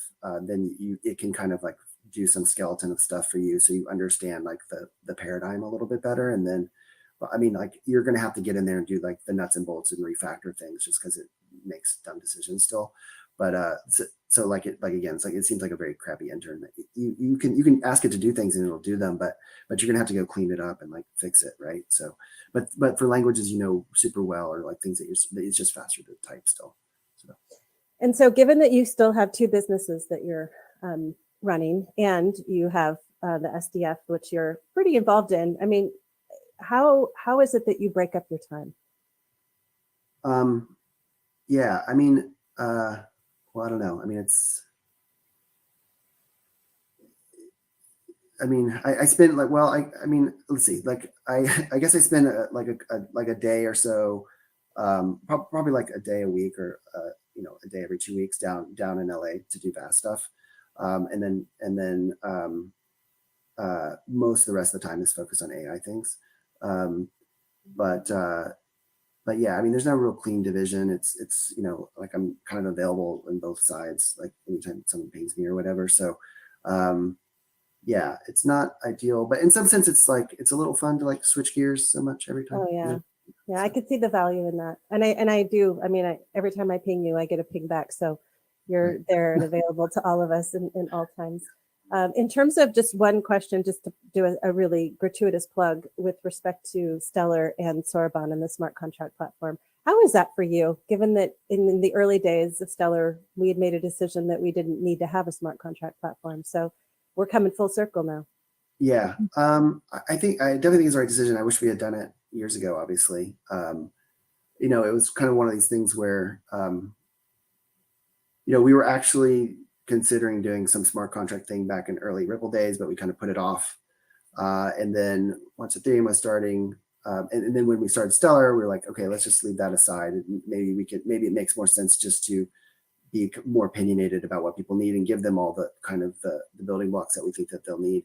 And I still think that it's in some way that's true, but it just doesn't work with people's like mentality, right? So like people want to be able to experiment and do different things. And so yeah, I guess if I had to do it over again, we would have done it earlier, or at least had it on the side where people could experiment somehow, and maybe that stuff got pulled into the main branch like periodically or something like that. But yeah, so it's cool to watch. I'm pretty excited about it. I think it'll like open up a lot of like possibilities and like all these kind of use cases and stuff that we didn't that are kind of hard or kludgy to do now. So yeah, I mean, it's definitely good that it's happening. Yeah, I'm pretty excited to see what people start building with it. So yeah, me too. I actually think that you were just ahead of things, because I do think that with technology like that, having an opinionated view on the outcomes and what you're building is something that people want eventually. It's just that in the early stage, it's hard because people are like, oh, I want to play with this and see what I can do. So, but I think the smart contract space is going to be so interesting for us. So, Jed, I love you. It's so awesome to have you. Thank you so much for taking the time. It is, I marvel over all the stuff that you do, and that you do still have time for all of your children. all of those companies out there that you start, you still have time for us. So we're really grateful for that, and thank you very much. Okay, coming on block by block. Okay, all right, thanks. See you soon. Thanks for tuning in to Block by Block. Don't forget to subscribe to get notified when new episodes are released, and follow me on Twitter to stay in the loop in between episodes. I'll talk to you next time.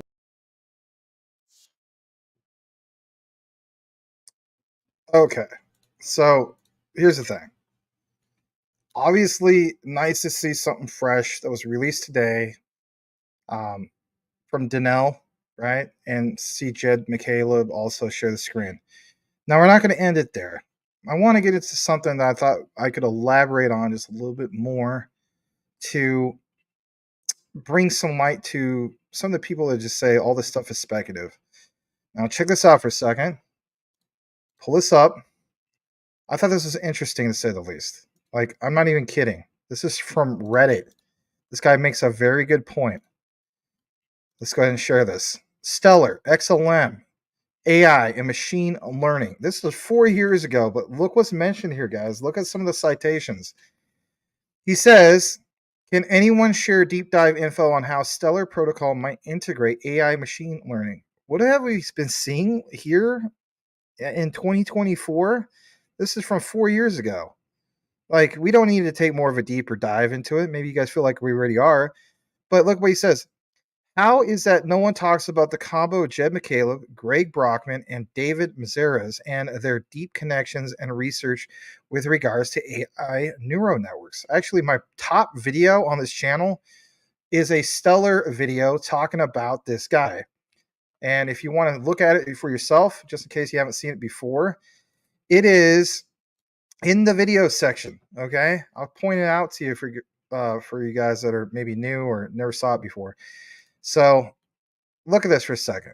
If you're interested in this video, and it's a deep dive, it's this one. It is my most popular video. XLM Sorbonne, no one will see it coming. And it says Stanford University.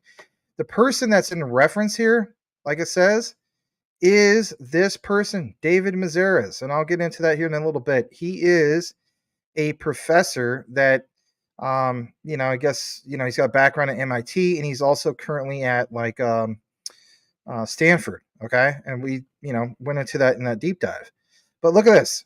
There are deep connections, research with regards to AI and neural networks. I mean, come on, guys. Like, what about Neuralink with, Elon Musk? Now, look at this part. Machine Intelligence Research Institute. You got Jed McCaleb. He's a big donor and advisor. True. And you got all this other stuff. We'll bring you to those links in there in a second. OpenAI research company. Remember how you heard Danelle and also Jed McCaleb constantly talking about it in block by block in that video? That's why I show you guys this stuff. It's founded by Elon Musk, Reid Hoffman, and also Greg Brockman, who is part of the Stellar board. All right. We're going to take you to the website for OpenAI. Some of you guys have been there. And then this last one, right? David Mazeras. This dude is serious business. I mean, he's kind of a funny guy. Previously worked in a study group for DARPA, hacking 25 years ago. And I'll share that LinkedIn in here in a bit. All right, so let's start off with this particular one, which, like, we mentioned, Machine Intelligence Research Institute. Again, Jed McCaleb, big donor and advisor. Let's take you to that one first. And you see here MIRI, which is a Machine Intelligence Research Institute. And yeah, why would he be such a big donor to something like this? Think about it. Think about all the papers they wrote here. Lots of actual abstracts written. You have, for instance, this overview of 11 proposals for building a safe advanced AI. Tons of information here. And when you go to some of these other ones, talks about thoughts on AI Safety Summit, AI as a science and 3 obstacles to alignment strategies. So again, where's it at? Berkeley. I mean, Stanford is basically right there too, right? So it's really interesting when you take a deeper dive to go into, like, what are these guys really investing? Are they just investing in nonsense? Are they just throwing their money away? I don't think that's the case. Here's another example in regards to OpenAI. You guys know about ChatGPT and all that. So OpenAI is an AI research and deployment company. Mission is to ensure that artificial and general intelligence benefits all of humanity. Mission for the future of AGI, to ensure that artificial general intelligence, AI systems that are generally smarter than humans benefits all of humanity. They have the plans for AGI. They have a charter. Building a safe and beneficial AI, or AGI, sorry, but we'll also consider our mission fulfilled in our work aids others to achieve this outcome. Tons of info if you were wanting to take more of the deep dive. I mean, some people don't want to do that. I have referenced him in that video I was referring to you guys, which is, again, top left one. Just go to Maximus Crypto. I have tons of research here. It's not here just to be viewed once. It's actually like a research library of, info. And so just click on popular. That's the most popular one right now. Okay. So you will see the other reference in regards to David Mazeras. And then getting into him specifically, let's pull that up. There he is once again. And what's it say? Co-founder, chief scientist at Stellar, professor of computer science at Stanford. Yes, Stanford. I don't know. Maybe I'll make it a part 2. He has lots of research experience in computer systems, looking for good programmers interested in working on, look what it says, open source projects at Stanford, Intrinsic, which is GetStar, or Stellar. See what you want. I mean, who also does all these posts instead of posting it directly on X? Quant does the same model. That's something to be said. I'm going to pull up this for you. I'm not in the frame, but who cares? It's about the material. Were you aware that there is this back in November of last year, a few months ago? Elon Musk's SpaceX secret project was Stellar Lumens. Yes, Stellar Lumens. Like it says, OG crypto in the world. Been around for about 10 years, give or take. Run by a guy, obviously Jed McCaleb. Found a space company called VAST. We talked about it. Last year, I also talked about this. Elon Musk SpaceX shared a tweet announcing what, guys? Announcing this whole thing about a new collaboration with VAST to create greater access to space and more opportunities for exploration on the road to making humanity multiplanetary. This video just kind of shows like a space shot, and it plays music. It's going to do the copyright thing. Otherwise, I'll play it for you guys. But yeah, I talked about this back last May, 10 months ago. And just to give you guys what it shows on the surface, announcing the Haven 1 and VAST 1 missions to low Earth orbit. Launched by SpaceX, Haven 1 is scheduled to be the world's first commercial space station and be visited by a crew of 4 aboard a Dragon spacecraft during VAST 1. I mean, let's face it, guys. There's a lot of naysayers when it came to the whole thing of anybody getting involved with, rocket science and all that, other than NASA. Look how it worked out for Elon Musk, and so on. Now I get it. Jed McCaleb is not Elon Musk, but again, recognizing that there is other ones that are part of the mix. What kind of value could we see in regards to AI, rocket science, all this stuff. I think it's definitely worth pointing out. Getting more into this, like it says, some speculating McCaleb and Musk will integrate what? Stellar XLM. Yes, XLM into the program. Musk is known to be a proponent, of course, crypto, Doge, BTC. What's a couple other ones? I think he has Ethereum. I mean, maybe people don't like hearing that. So that's the way I look at some of this stuff. I think it's obviously a big deal. And my thing is, I think we'll continuously look more into it.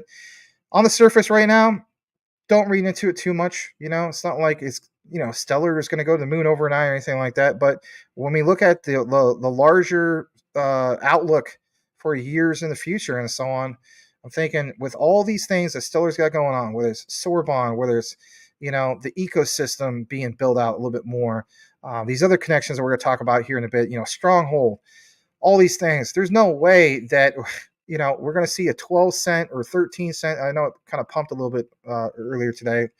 I mean, come on, a pump of 7%. I mean, it's better than nothing. But the days of 12 cents for Stellar, I really, really think that those days are really going to be limited here soon. So that's going to conclude the Stellar coverage of the night. We have one last segment for tonight, and it is in regards to Stronghold SHX. It's in regards to Visa, and it's regards to some of these other things I found recently that I think is definitely worth pointing out, and that is why Stronghold, Visa, and also Interledger protocol, why it all matters. Some of you guys know about it, but I wanted to get more into it, especially on the show tonight. It is kind of WrestleMania at this point. Thank you guys for being here. It is Friday. It's not like it matters too much. All right, so let's go ahead and kick it back to the comments.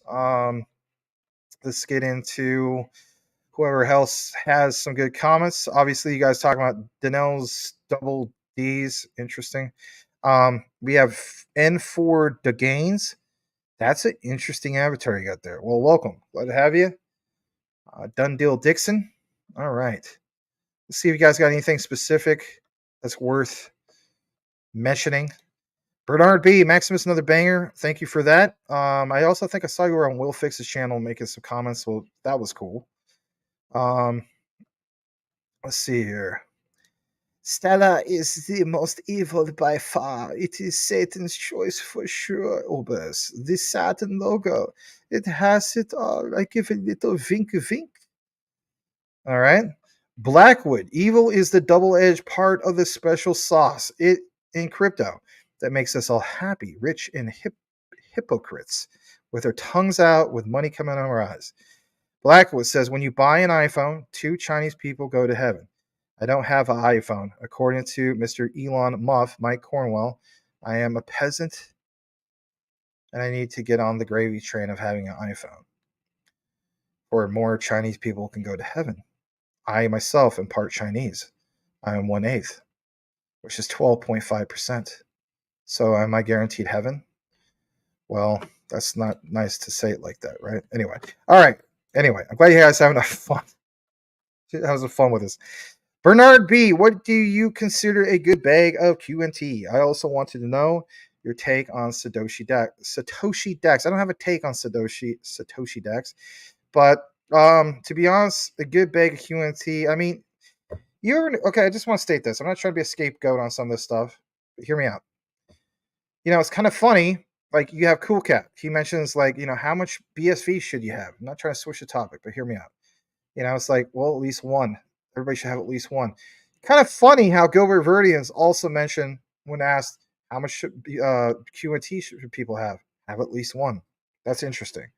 I do feel as though it's at least 10. I'm just going to say, personally speaking.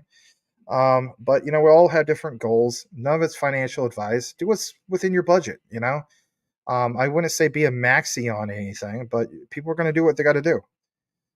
That's just the way I personally look at it. I mean, quant is a long-term hold. There's a few things that I personally marry. Doesn't mean that you do it. You got to do what's best for you and your family. But yeah, QNT, XRP, Stellar. Those are probably some of the ones that I marry. Filecoin, I don't marry. JASMY at some point, I don't marry any. It seems like it's a long-term marriage, but I mean, come on. If JASMY hits the KPI targets, do you think I'm going to marry that? Not really. But if they did provide something in regards to, you keep holding on to all these tokens that benefit Japan and the rest of the world, and you're gonna make an insane staking reward for it. That might be something to consider. You know what I mean? We just don't know exactly what's going to happen when things really take off, and if, I mean, let's face it, there will be a retail shakeout. I'm not the only one that feels that way. What's his name? Nick of Ncash Official. He was talking about that on his last couple HBAR videos. All right, let's see here. Blackwood says he doesn't have an iPhone, but he has a PC and a MacBook Air. At least 10 souls departed for it. Oh, jeez. I mean, if you think about it, it's like, what are we going to do? Just all become Amish? If that's the case, we don't get to watch the show, right? We just all become Amish. And then, nothing against the Amish. I mean, but where's the end? I mean, I used to have friends back in the day. It's like, oh, you're wearing Nikes. How many people got put to work for you could have those Nikes? Or, oh, you're wearing Levi's. Somebody worked at a sweat factory for that. Or, oh, you shouldn't watch this movie because it's got Tom Cruise in it and he promotes Scientology. You shouldn't wear a Filipino ice cube hat because lots of Filipinos had to put in a lot of cassava out in the rice paddies to make that come together. Not cool. What? Are you kidding me? I mean, it's like, pick your poison. What am I supposed to do? Walk around town naked? Turn off all the lights in my house? Let my house get foreclosed? I mean, for crying out, what about Quant? Quant has a deal with Nestle. You know what I mean? And my friend was pointing out all this stuff about Nestle. He's like, Nestle's the devil. And it's like, geez. I mean, I can't do anything. Video games, what they're connected to as well. And syrup, in our on our pancakes and what that's connected to, and the milk, and then just on and on and on and on and on. Can't help what I can't control. You know what I mean? All right, enough about my rant. All right. You also have Chinese in your background, but it's distant, like Caroline, and a stick of deodorant. Well, I'm glad that you're having a good time tonight, Blackwood. Yes, cool stuff. All right. You guys are crazy. In an iPod once, that's goo for at least 2 or 3 souls. Oh, interesting. All right, Bernard B. You're all into ISO. Do you think ETS will make this run different from previous runs? Possibly. I mean, when we first heard about ETFs and then some came, it was kind of a nothing burger. But, things have gone in the other way. Like, we've gotten a lot of momentum. It's obviously a bull market. I mean, 2.30 plus trillion, overall crypto market. So I think ETFs will obviously still bring in a lot of retail money, not our type of retail crypto money, but, from Granny Goose and Aunt May and, people that just like, I heard about cryptocurrency, I heard about that Bitcoin. That's all they know still, but it does bring in money. And it brings in a lot of money. Due to BTC sell-off into alts, but BlackRock ain't selling. My thing is this. Why isn't BlackRock... somebody pointed out, I don't know if it was Mike Cornwell, somebody like that, said something like, BlackRock's just going to buy it all up.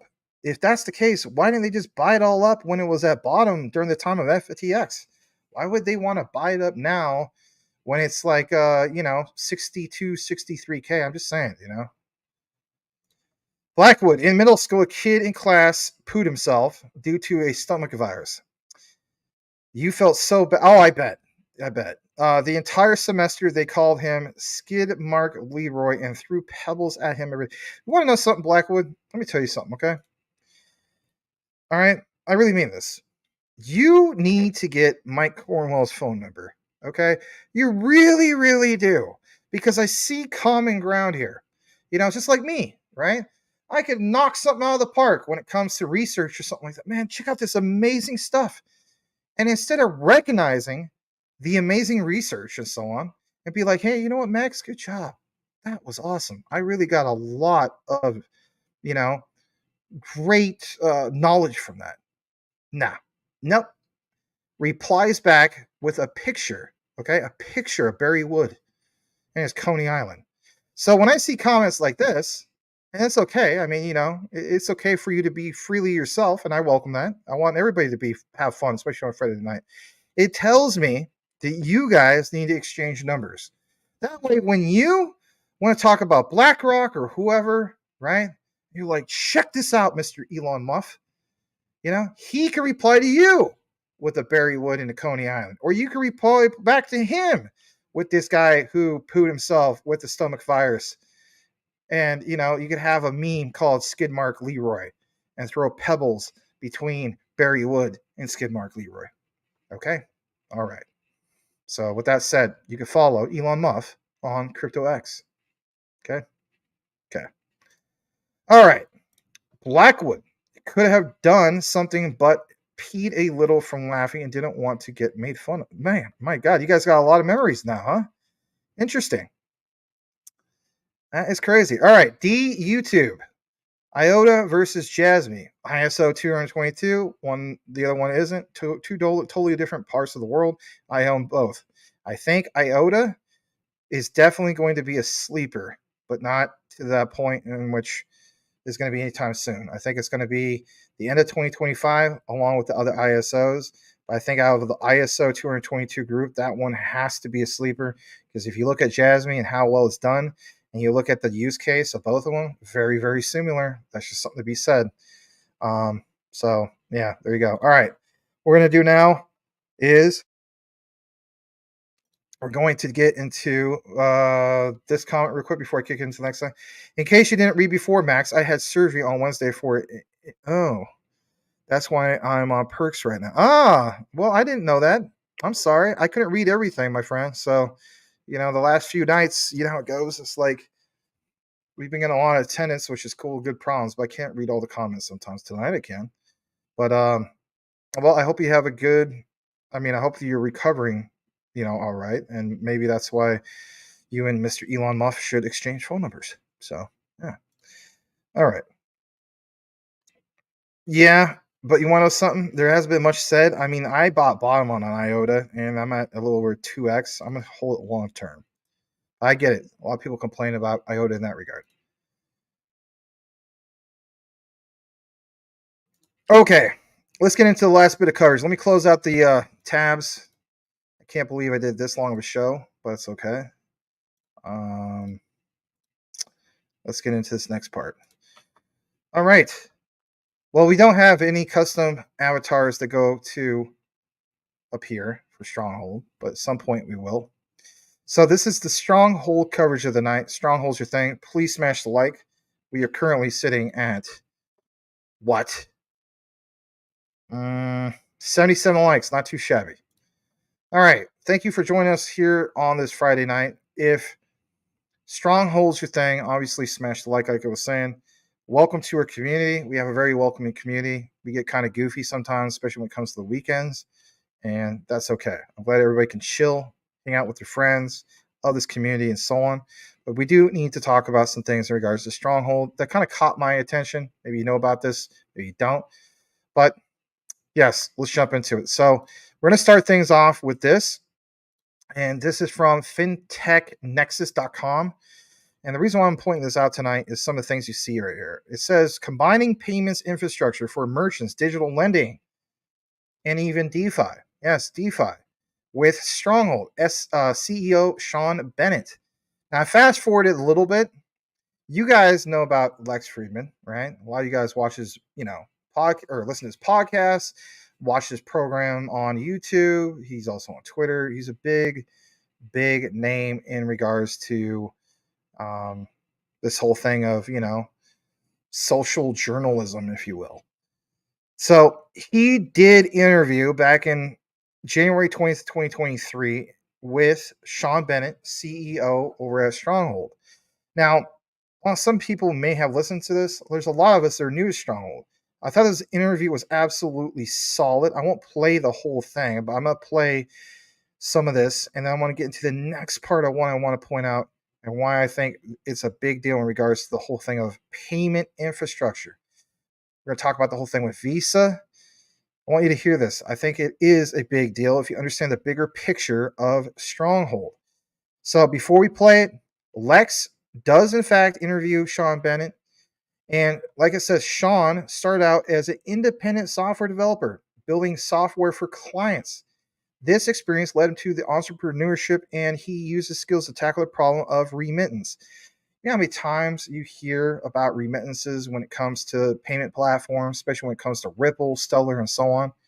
So he himself created CoinX, like it says, a stable coin issuer on what, guys? The Ripple network. You ever wonder about like why Ripple and Stronghold? Why Ripple, or excuse me, why Stronghold and even Stellar? Again, birds of the feather flock together. I mean, it's a thing. But it says it allowed people to send money cheaply, quickly.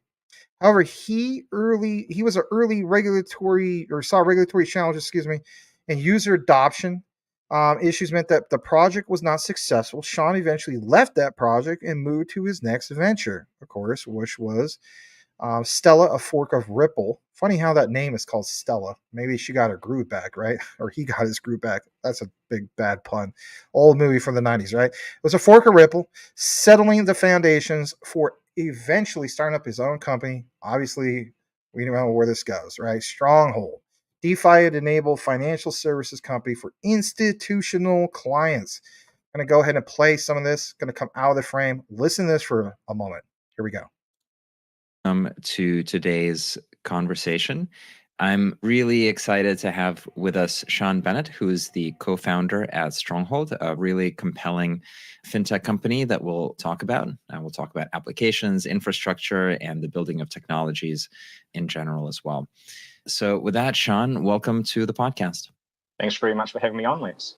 My pleasure. I think one of the treats for this year for me is just meeting new people and learning about new companies. And I think this year is really revealing the kinds of companies that are able to stick around, generate value, and have sustainability and sustainable advantage. And so I'm excited to double click on Stronghold and learn more. So let's start with a bit of where you come from and how you come to this industry. And in particular, I was really interested in the beginning of your career where you were working as an independent software developer, because a lot of people have much more traditional paths. It seemed that you really explored how it was possible to build technology, and that kind of led you to entrepreneurship. Can you open those up for us a little bit? Like, what were your early experiences building software? Early on for me, building software started off as more of a hobby, a way to fund myself through college. So originally, I was planning on attending medical school, and that's indeed what I did for about 3.5 years in New Zealand. And through that time, as well as going to lectures and going to labs and, making sure I was progressing on that front, I was spending a lot of time building software. I jumped on those online platforms, Elance before it turned into Upwork, and was just building software for clients as a contractor. What really engaged me with that was the ability to quite quickly turn thoughts in my head into, actual deliverables. That was super exciting for me. And the ability to, not just be building exactly to spec, but be able to, put my own spin or, treat it as a bit of an art form is what really attracted me to that. And I think that over time, what I realized was I was less and less interested in going down that traditional path of becoming a physician, right? There was a lot of rote learning. It didn't really give me space to be able to, I felt at least, think for myself or to go out there and build solutions to problems that I saw out there in the world. It was a little bit too, focused on a single thing. I loved a lot of the patient interaction in that piece, but I did feel a little bit boxed in. Growing up, there were a lot of things that I wanted to start tackling, right? As I'm sure a lot of entrepreneurs see all those problems out there, but the big one that I was always interested in was remittance growing up. So as a young person growing up in New Zealand, my mother was Filipino. She would send money back to our family back in the Philippines.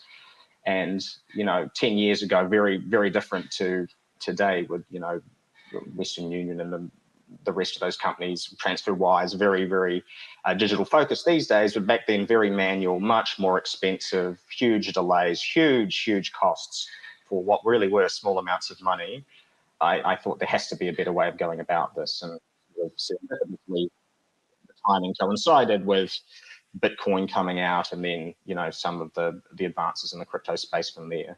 So that's really what took me from, okay, I'm seeing these problems, I know how to build software, can I go and have a stab at some of these things myself? Quite naively, right, to think that I could do something just as an individual, but it was that's how I started off. Just start building technology and see who I can meet in the space. So that's really what took me off.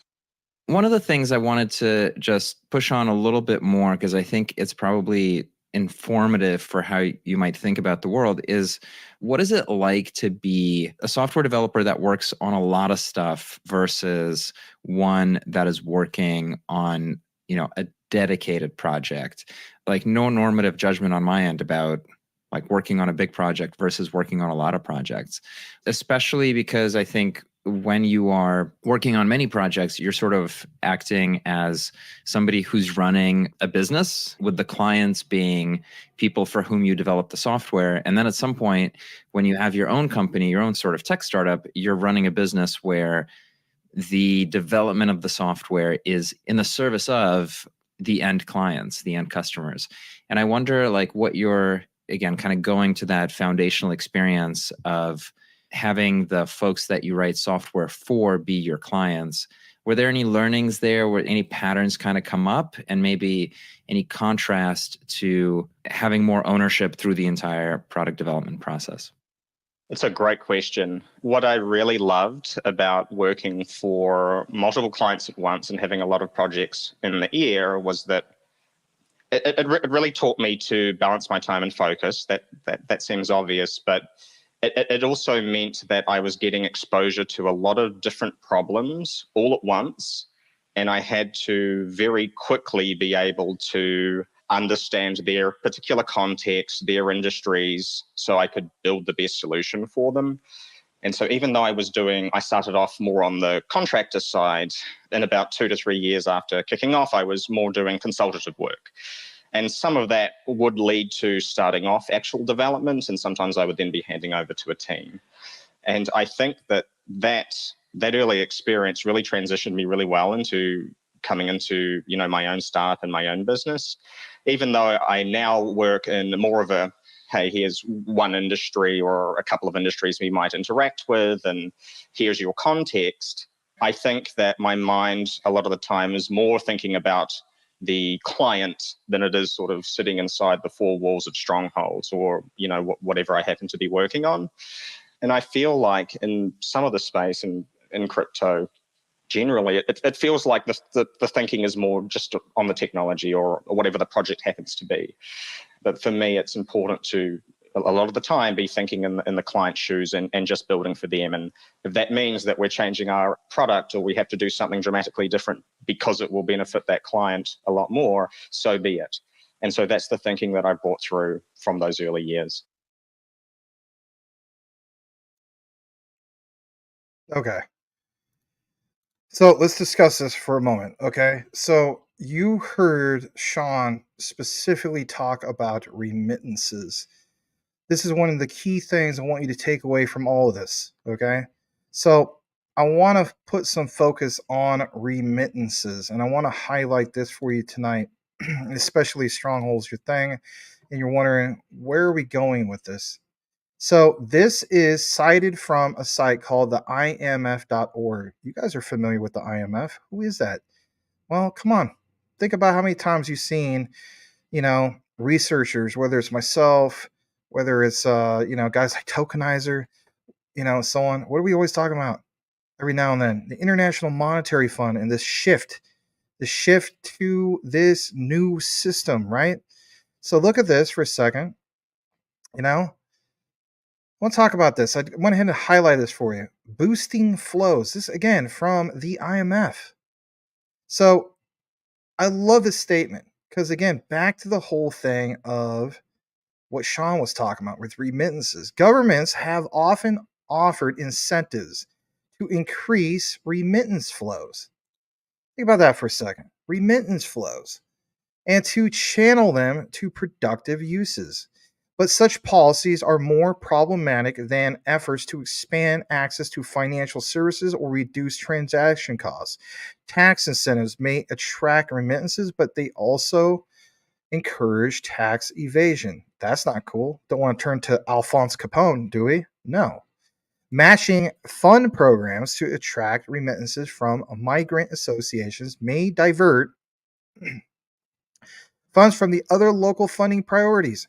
While efforts to channel remittances to investment may have met with little success, fundamentally, remittances are private funds that should be treated, excuse me, I've been reading too much today, like other sources of household income. Efforts to increase savings and improve the allocation of expenditures should be accomplished through improvements in the overall investment climate rather than by targeting remittances. And who kind of mentioned some of this? This is Dilip Ratha. He's a lead economist at the World Bank. Remember how many times we mentioned the World Bank today? Quant coverage, stellar coverage. He's also an advisor to the Multilateral Investment Guarantee Agency. Now, my key takeaway in regards to this, the interview with Lex with Sean of Stronghold.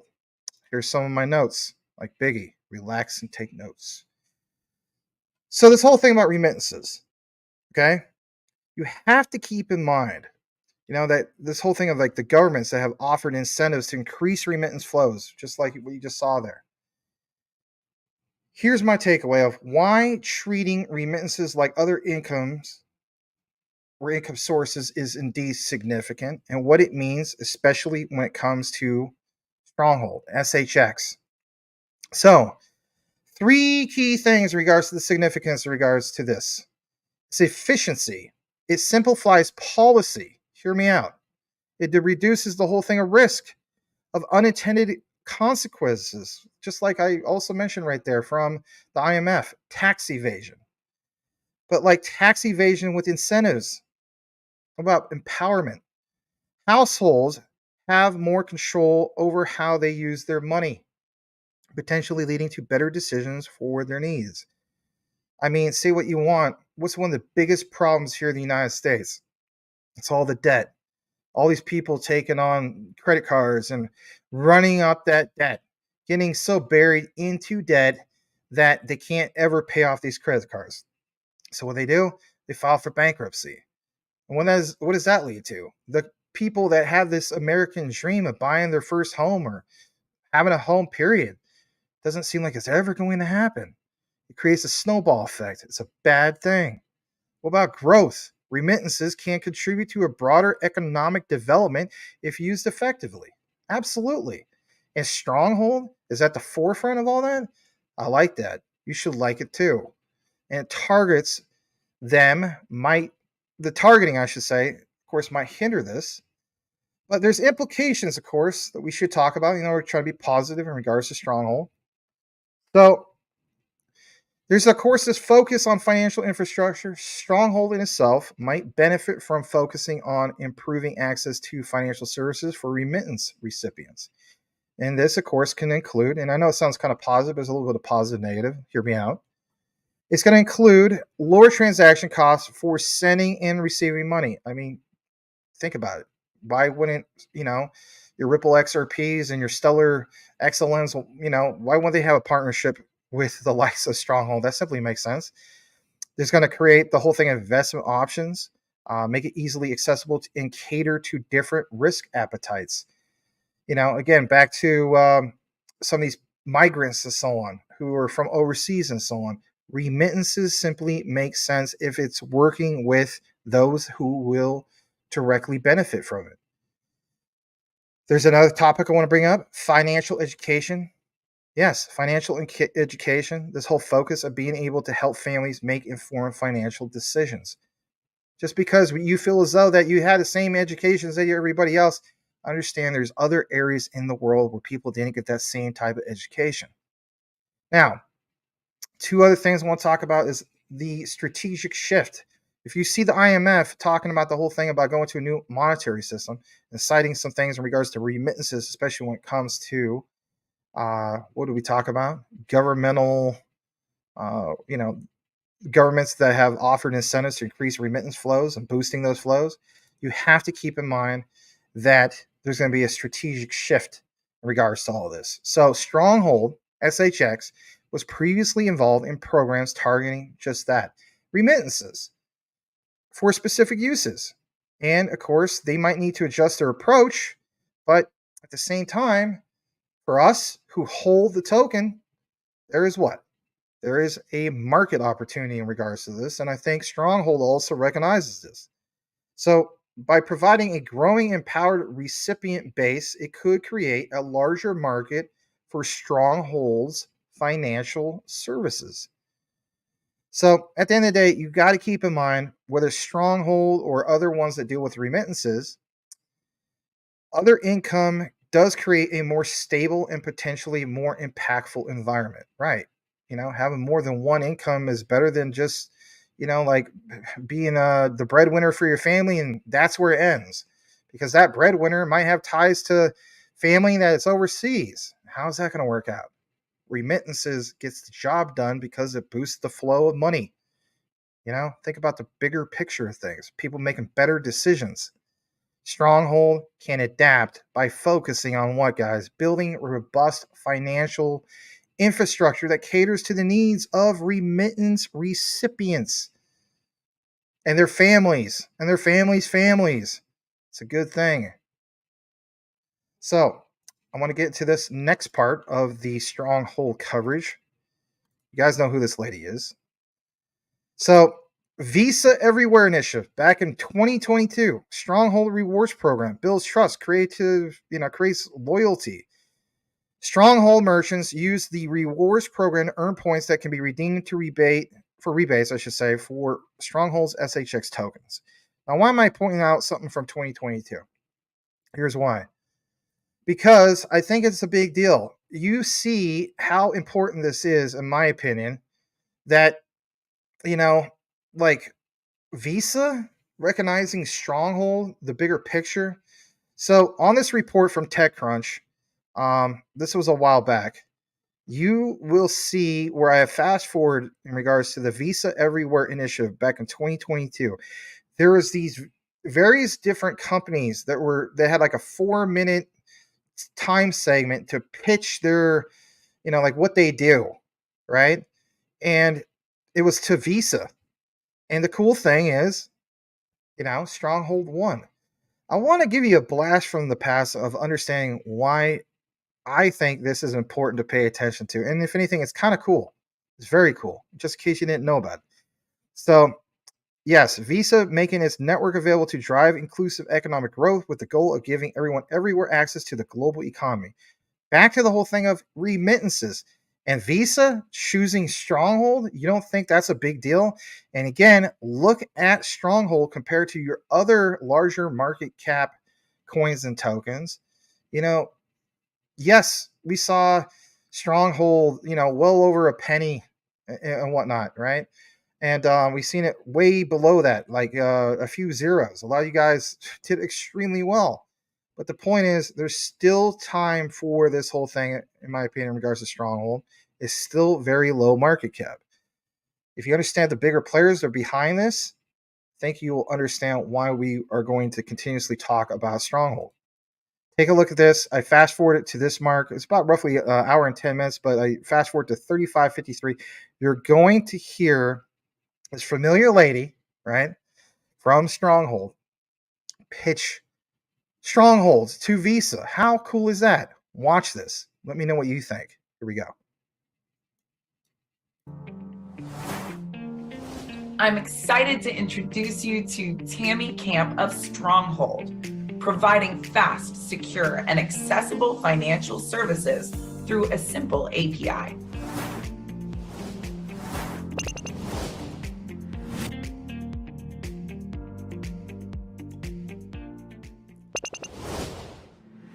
Hi, everyone. My name is Tammy Camp, and I'm the CEO and co-founder of Stronghold. We are a Forbes FinTech 50 developer platform that allows software companies to embed payments in financial services through a simple API.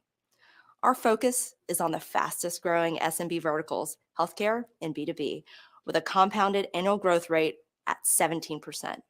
These verticals comprise of a $14 billion annual spend in payments. We've partnered with over 18 technology and software companies and 7 of the most innovative financial institutions. This thriving Stronghold ecosystem puts us in a unique position to address real small business challenges. 66% of small businesses feel that their financial institutions are unresponsive to their needs, and 58% report that their financing needs are not being met, with people of color 52% less likely to receive financing. With these challenges in mind, Stronghold's launched a suite of products. Here are the 2 that we're going to talk about today. The first product is merchant financing. After onboarding to our payments platforms, merchants can access financing quickly because Stronghold uses business performance, payments history, and existing KYB data, leading to approval and funding in just 3 days. The second product is Stronghold's rewards program. You've most likely participated in one yourself, say a punch card from a coffee shop or airline points. While it's usually retailers or credit cards doing the offering, with our rewards program, the retail merchant is the recipient. They redeem their points on processing fee rebates, cashback, or Stronghold's climate-friendly SHX crypto token. These 2 products make a big impact for our community. For example, using merchant financing and our rewards program, one of Stronghold's merchants remodeled their medical clinics 12 months early, driving a 15% increase in their business. They also use rewards cashback to reinvest in medical equipment for an additional 5% increase in top line. As a former partner at 500 Startups, where I taught proven Silicon Valley growth frameworks, I witnessed over 1,600 venture-backed portfolio companies, including 51 unicorns, implement scalable distribution to drive exponential growth. At Stronghold, we've applied these frameworks to successfully build a direct marketing and channel partnerships into our go-to-market strategy, quickly assembling a network of over 1 million merchants in our pipeline. Our business model is driven by 3 revenue streams for a diversified top line that revolves around merchant success: fast financing, payment services, and foreign exchange spread. This allows us to grow quickly and serve the needs of our merchants. The Visa Direct API enables us to provide funds in real time to our merchants in our financing program, a game changer for businesses with tight cash flows. Stronghold's international merchant base requires reward payouts in their native currency. Visa's foreign exchange rate API, in conjunction with the Visa Direct API, delivers a faster and better user experience for multi-currency transactions. Furthermore, Stronghold leverages Visa to provide rewards via USDC, the stablecoin issued by Stronghold's partner Circle. Like Visa, we heavily focus on accessibility. Payments and financial systems are rapidly innovating, and our teams work at the forefront of these innovations. With Visa support, Stronghold paves a different path toward a more inclusive, stable, and connected global economy. Thank you.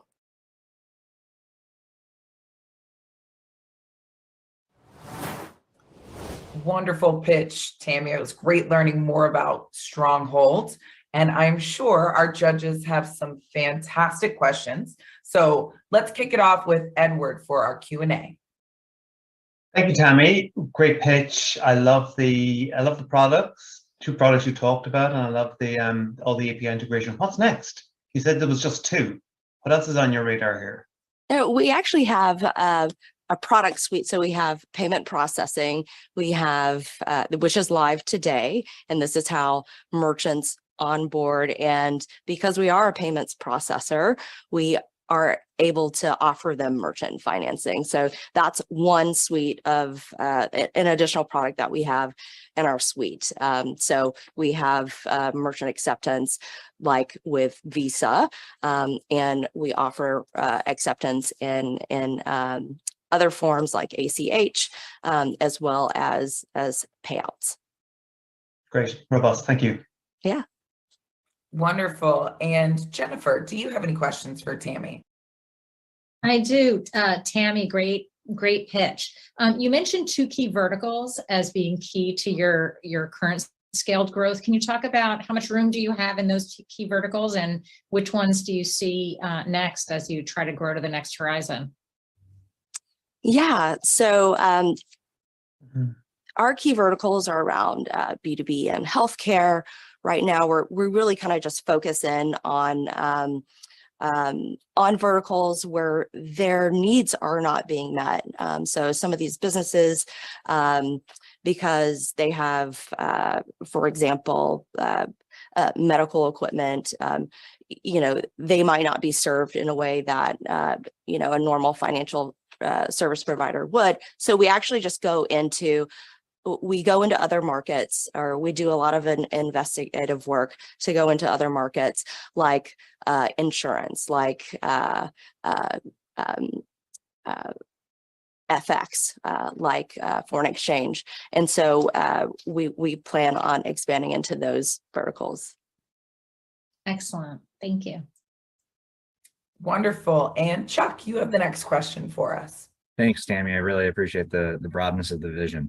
On channel partnerships, you touched on it a little bit. For both healthcare and for B2B, what are like can you go a little bit deeper on what the channel partnership execution looks like to get your thousands of merchants? Oh yeah, absolutely. We actually have channel partnership. We have over 18 channel partnerships today. 5 of them are live, and another 6 of them are going live. And channel partnerships are, partners. So there's a lot of work that goes in there. You have to be mutually aligned. And what we do is we enable these channel partners to be fintech enabled. Therefore, they have an additional revenue line from us. So they go into their own merchant base and they can go sell into that for that additional revenue line. So we're a fintech enabler.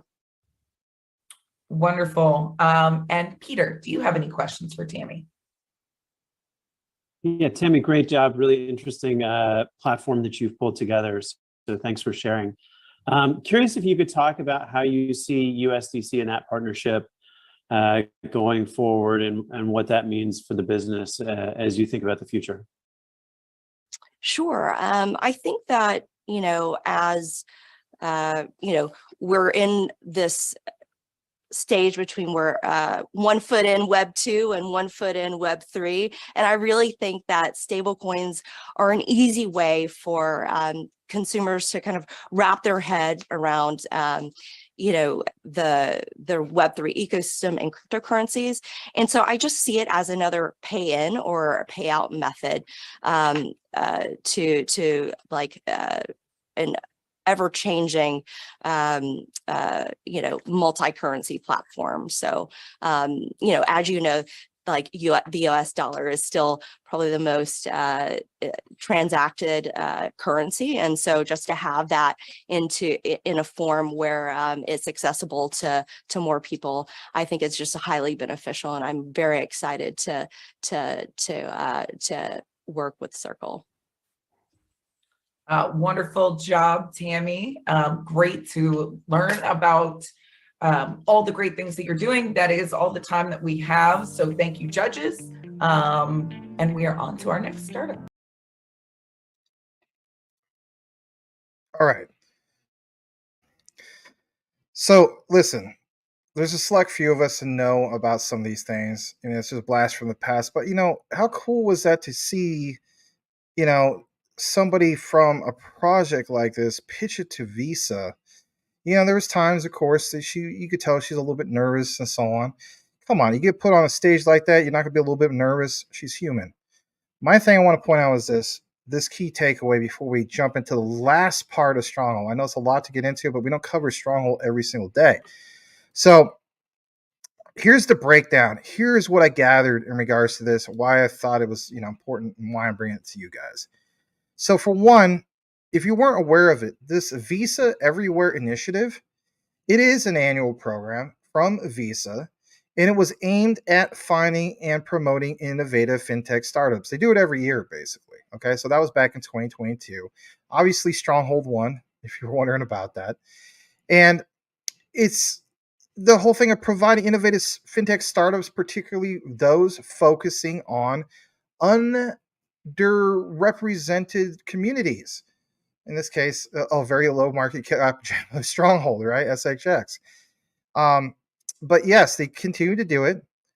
And basically speaking, back in 2022, Stronghold SHX was the audience favorite. Now, hear me on this. In 2022, Stronghold, with its, of course, its own digital currency, we know it to be SHX, they were indeed voted the audience favorite in Visa Everywhere initiative for North American startups. And I do think it's important to note that this was a popularity contest. Hear me out. This is not your traditional, like, one winner type thing. It was a popularity contest decided by its voters, not a competition with a single winner. So it was the voters was like, I'm very impressed with this compared to just having, judges voting on one winner. I think that's significant. That's why I wanted to bring it to you. Now, what about the significance in regards to all this, in regards to, like, Stronghold, right? Well, I think it's still a big deal because it did get a lot of recognition for SHX, Stronghold. Winning the audience favorite award gave Stronghold, of course, significant exposure to what, guys? To the fintech industry. No kidding. And it was a major boost for not just, Stronghold, but for startups, attracting potential investors, partners, and customers. But of course, it benefited Stronghold the most. It also validated Stronghold to be recognized by major players, obviously like Visa, and it did suggest that Stronghold's approach to financial services has what? It has merit. That is a major win. And of course, this validation could build trust. It still is. I mean, look how far they gone from then, excuse me. So it did build trust and credibility in the market. And if anything, I mean, you see more of that. I get it when it comes to the naysayers. They look at, like, well, look at the supply. They could dump on the market. Again, guys, understand this. It's the internet of trust. There is a trust factor when it comes to all of this. These people don't strike me as, oh, you know what? They're going to dump on the whole community. You see that Sean, the CEO, is very, very engaging with the community. He's on Discord a lot. He gets it when it comes to community concerns and so on. The same when it comes to Tammy Camp. So while it's not a direct financial gain for specifically, for as far as a win for Visa in the Everywhere initiative, you have to keep in mind it was significant in regards to public relations victory for who? For Stronghold, especially back in 2022, and it helped establish them as a noteworthy player. And just that, guys, in the fintech space. That was awesome. So I want to jump into this. This is a recent report. I know there's a lot of Stronghold, but it's kind of like WrestleMania at this point. This is Stronghold in the last 24 hours. Take a look at this. This is recent. This is from this guy named Green Knuckles. He follows me. Thank you for the follow. Shout out to you. Hopefully you watch this later. So he says in the last 24 hours, 123 new trust lines, 69 funded. Keep this steady pace going on for 9 weeks. And do we have a citation here? Oh, yeah, we do. Here's where he's referencing.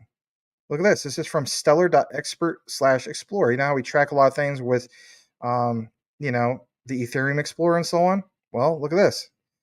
Total supply, you have, for instance, was at 369. So 99 billion and some change. SHX Stronghold. First transaction, 12/22/2018. Trust lines, 44,742. And look what's been funded, 32,911. Total payments count, 282,708. Payments volume, I mean, it's all there. I'm glad he pointed out some of these things, the metrics, and just to see kind of like how it all did. Look at this, all the stuff with what was swapped with Stellar to get it. I mean, a lot of these, if you think about it, was also through what? Lobster Wallet, right? So I'm glad he pointed this out. I'm going to take it back to this. And, bottom line is it's the money and the technology and all this stuff, right? So I like this other one from Crypto Jew 12. Shout out to him. I give him a follow. He says, because Stronghold created technology that moves dollars quickly and security. They call themselves, quote, the on and off ramp to the Interledger Network ILP. Remember how we were quoting some of this stuff in regards to Stellar at the beginning of the outline for Stellar? So what is ILP's total addressable market size? This is funny. All the money. Well, I don't know if you guys agree with all that, but I think it's crucial. And we would play the video on the left, but it's kind of vertical. So I'm not going to really get into that. But I want to get into this next part. I'm just going to get to the highlight. So here it is. What does it say here? It says that Interledger is an open protocol suite that's used to send payments across multiple ledgers. What does it also say? Just as the internet uses open protocols like TCP/IP to transmit packets of data using routers. Yes, using routers. Interledger protocols, ILP, direct packets of money across independent payment networks via connectors. Our partnership establishes Stronghold, yes, Stronghold, as a connector that facilitates cross-ledger, cross-currency transaction fulfillment, and also unveils Stronghold USD as its first asset-backed US dollar-enabled connector on the Interledger. Just like Tammy Camp was just talking about in that interview towards the end when she was pitching the whole thing to Visa. The sender, the connector, the receiver. All done, and they reference what? They reference the whole thing of SHX, Stronghold. So it's a big deal. In closing, in conclusion, I should say, in closing, same thing. You have to keep in mind the bigger picture. All right, hear me out on this. Were you aware of this? And that is the significance of the Interledger partnership with Stronghold. It's twofold. And we're going to conclude this here in a bit. I know this is a deep dive. So I looked more into this and I said to myself, would this create a sense of improved efficiency, especially when it comes to Stronghold? The answer is yes, because it creates a thing called an openness for cross-border payments. Again, back to the whole thing of Stellar Ripple, for instance, always mentioned in that regard. But this is SHX. So Interledger, if you weren't aware of it, acts as like a universal translator for different payment networks. Traditionally, sending money across borders can be slow. We know that, especially when it comes to the likes of SWIFT, or how about like Western Union and things like that. It's expensive. It involves multiple conversions. Very, very true. By acting as a connector on ILP, Stronghold itself facilitates smoother cross-ledger and cross-currency transactions. This could potentially reduce fees, increase speed, and make international payments more accessible. Again, why would Visa give the green light or, say, hey, you know what, we choose Stronghold? Could have went with a lot of those other ones that made their pitch, and we didn't get into all the other ones, but I think that's significant. Number 2, Stronghold USD as the first asset-backed USD connector. Hear me on this one too. This is a major advantage for Stronghold. Since Stronghold USD is directly tied to the US dollar, again, back in that example from 2022 from Tammy Camp, pitching to Visa, so tied to the US dollar and regulated, it injects an element of trust. I was talking about trust earlier. An element of trust and stability into the ILP network. This can be crucial for the thing we all want, wider adoption of SHX, especially for institutions and users who might be, of course, hesitant about using unbacked cryptocurrencies, of course, for payments. But the next step forward is proper regulations. You gotta like or at least appreciate the idea that Stellar recently wrote that blueprint, or I should say that white paper blueprint, referencing from top to bottom in that white paper about the US government and getting regulations properly done for compliancy and everything what Stellar is doing, even with Circle, you name it, right? But to have SHX part of the mix, because there is going to be people who are still going to be hesitant about using unbacked cryptocurrencies for, of course, payments. Now, what does this mean for Stronghold SHX? You, me, and everybody else as part of the retail mix. Hear me out. It means there will be increased visibility and potential use case. By being the first mover with a US dollar backed connector, Stronghold gains significant visibility Yes, people will start looking at it within the interledger ecosystem. This could lead to more users and businesses choosing Stronghold. Yeah, I know it sounds nuts. For their cross-border transactions, potentially boosting demand for the SHX tokens. Have you not seen more boosted demand lately? Have you not been paying attention to why all of a sudden this thing is going crazy? I mean, the thing ate some zeros and still low market cap. What about the potential for network effects? As more users and businesses leverage, of course, Stronghold's connector and Stronghold USD, the network effect would come into play. I fully agree. And those connections to Ripple and Stellar, that is massive for Stronghold. A more robust network becomes even more attractive, of course, to new users, further solidifying, yes, that's right, solidifying Stronghold's position within Interledger.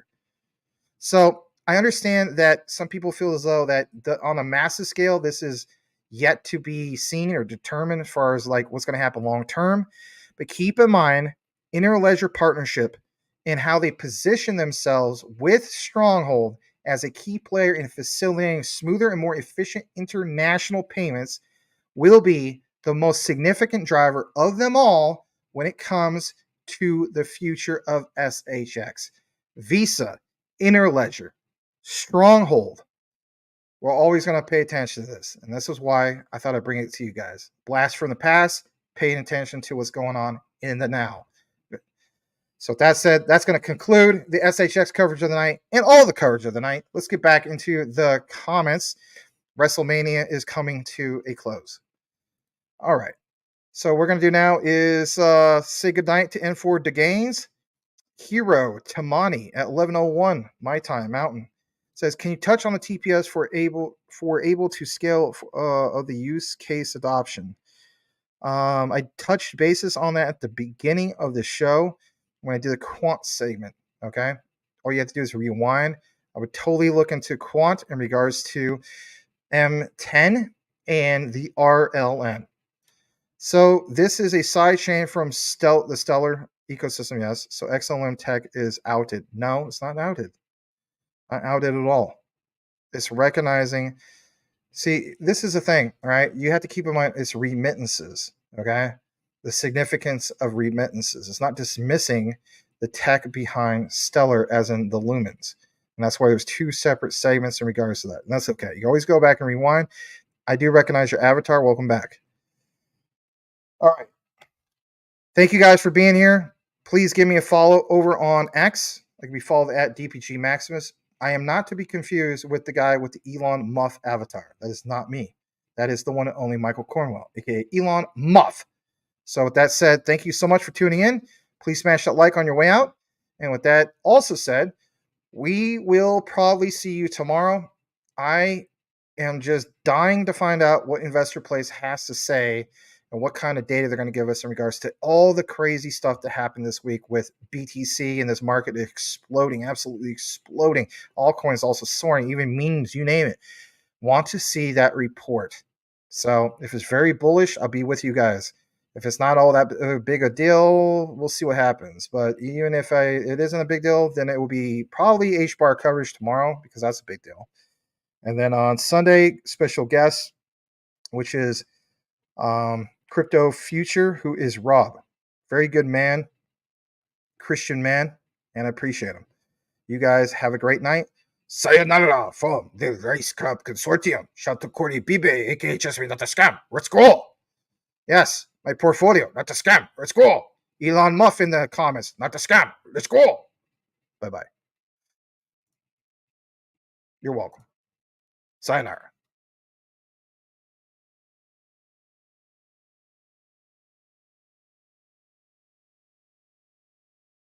Blockchain is spurring a revolution in the way we create, record, and trade value. Its benefits, security, transparency, efficiency, can be applied to areas as diverse as payments, capital markets, and supply chains. That's why assets of all kinds are being tokenized on blockchains, making their ownership immutable, their provenance traceable, and their use manageable. The potential is enormous, but every blockchain is complex and creates a different walled garden of connections and functionality. Today, The decentralized world of blockchain is made up of closed environments, limiting liquidity and leading to increased risk and lost opportunity. Every digital asset must be created specifically for each chain, demanding dedicated developer skills, which are hard to find, time-consuming to master, and expensive to develop. Overledger Platform from Quant establishes a new benchmark for blockchain interoperability and ease of use. As a low-code enterprise-grade platform, Overledger empowers you to deploy, connect, and develop on any blockchain quickly and simply.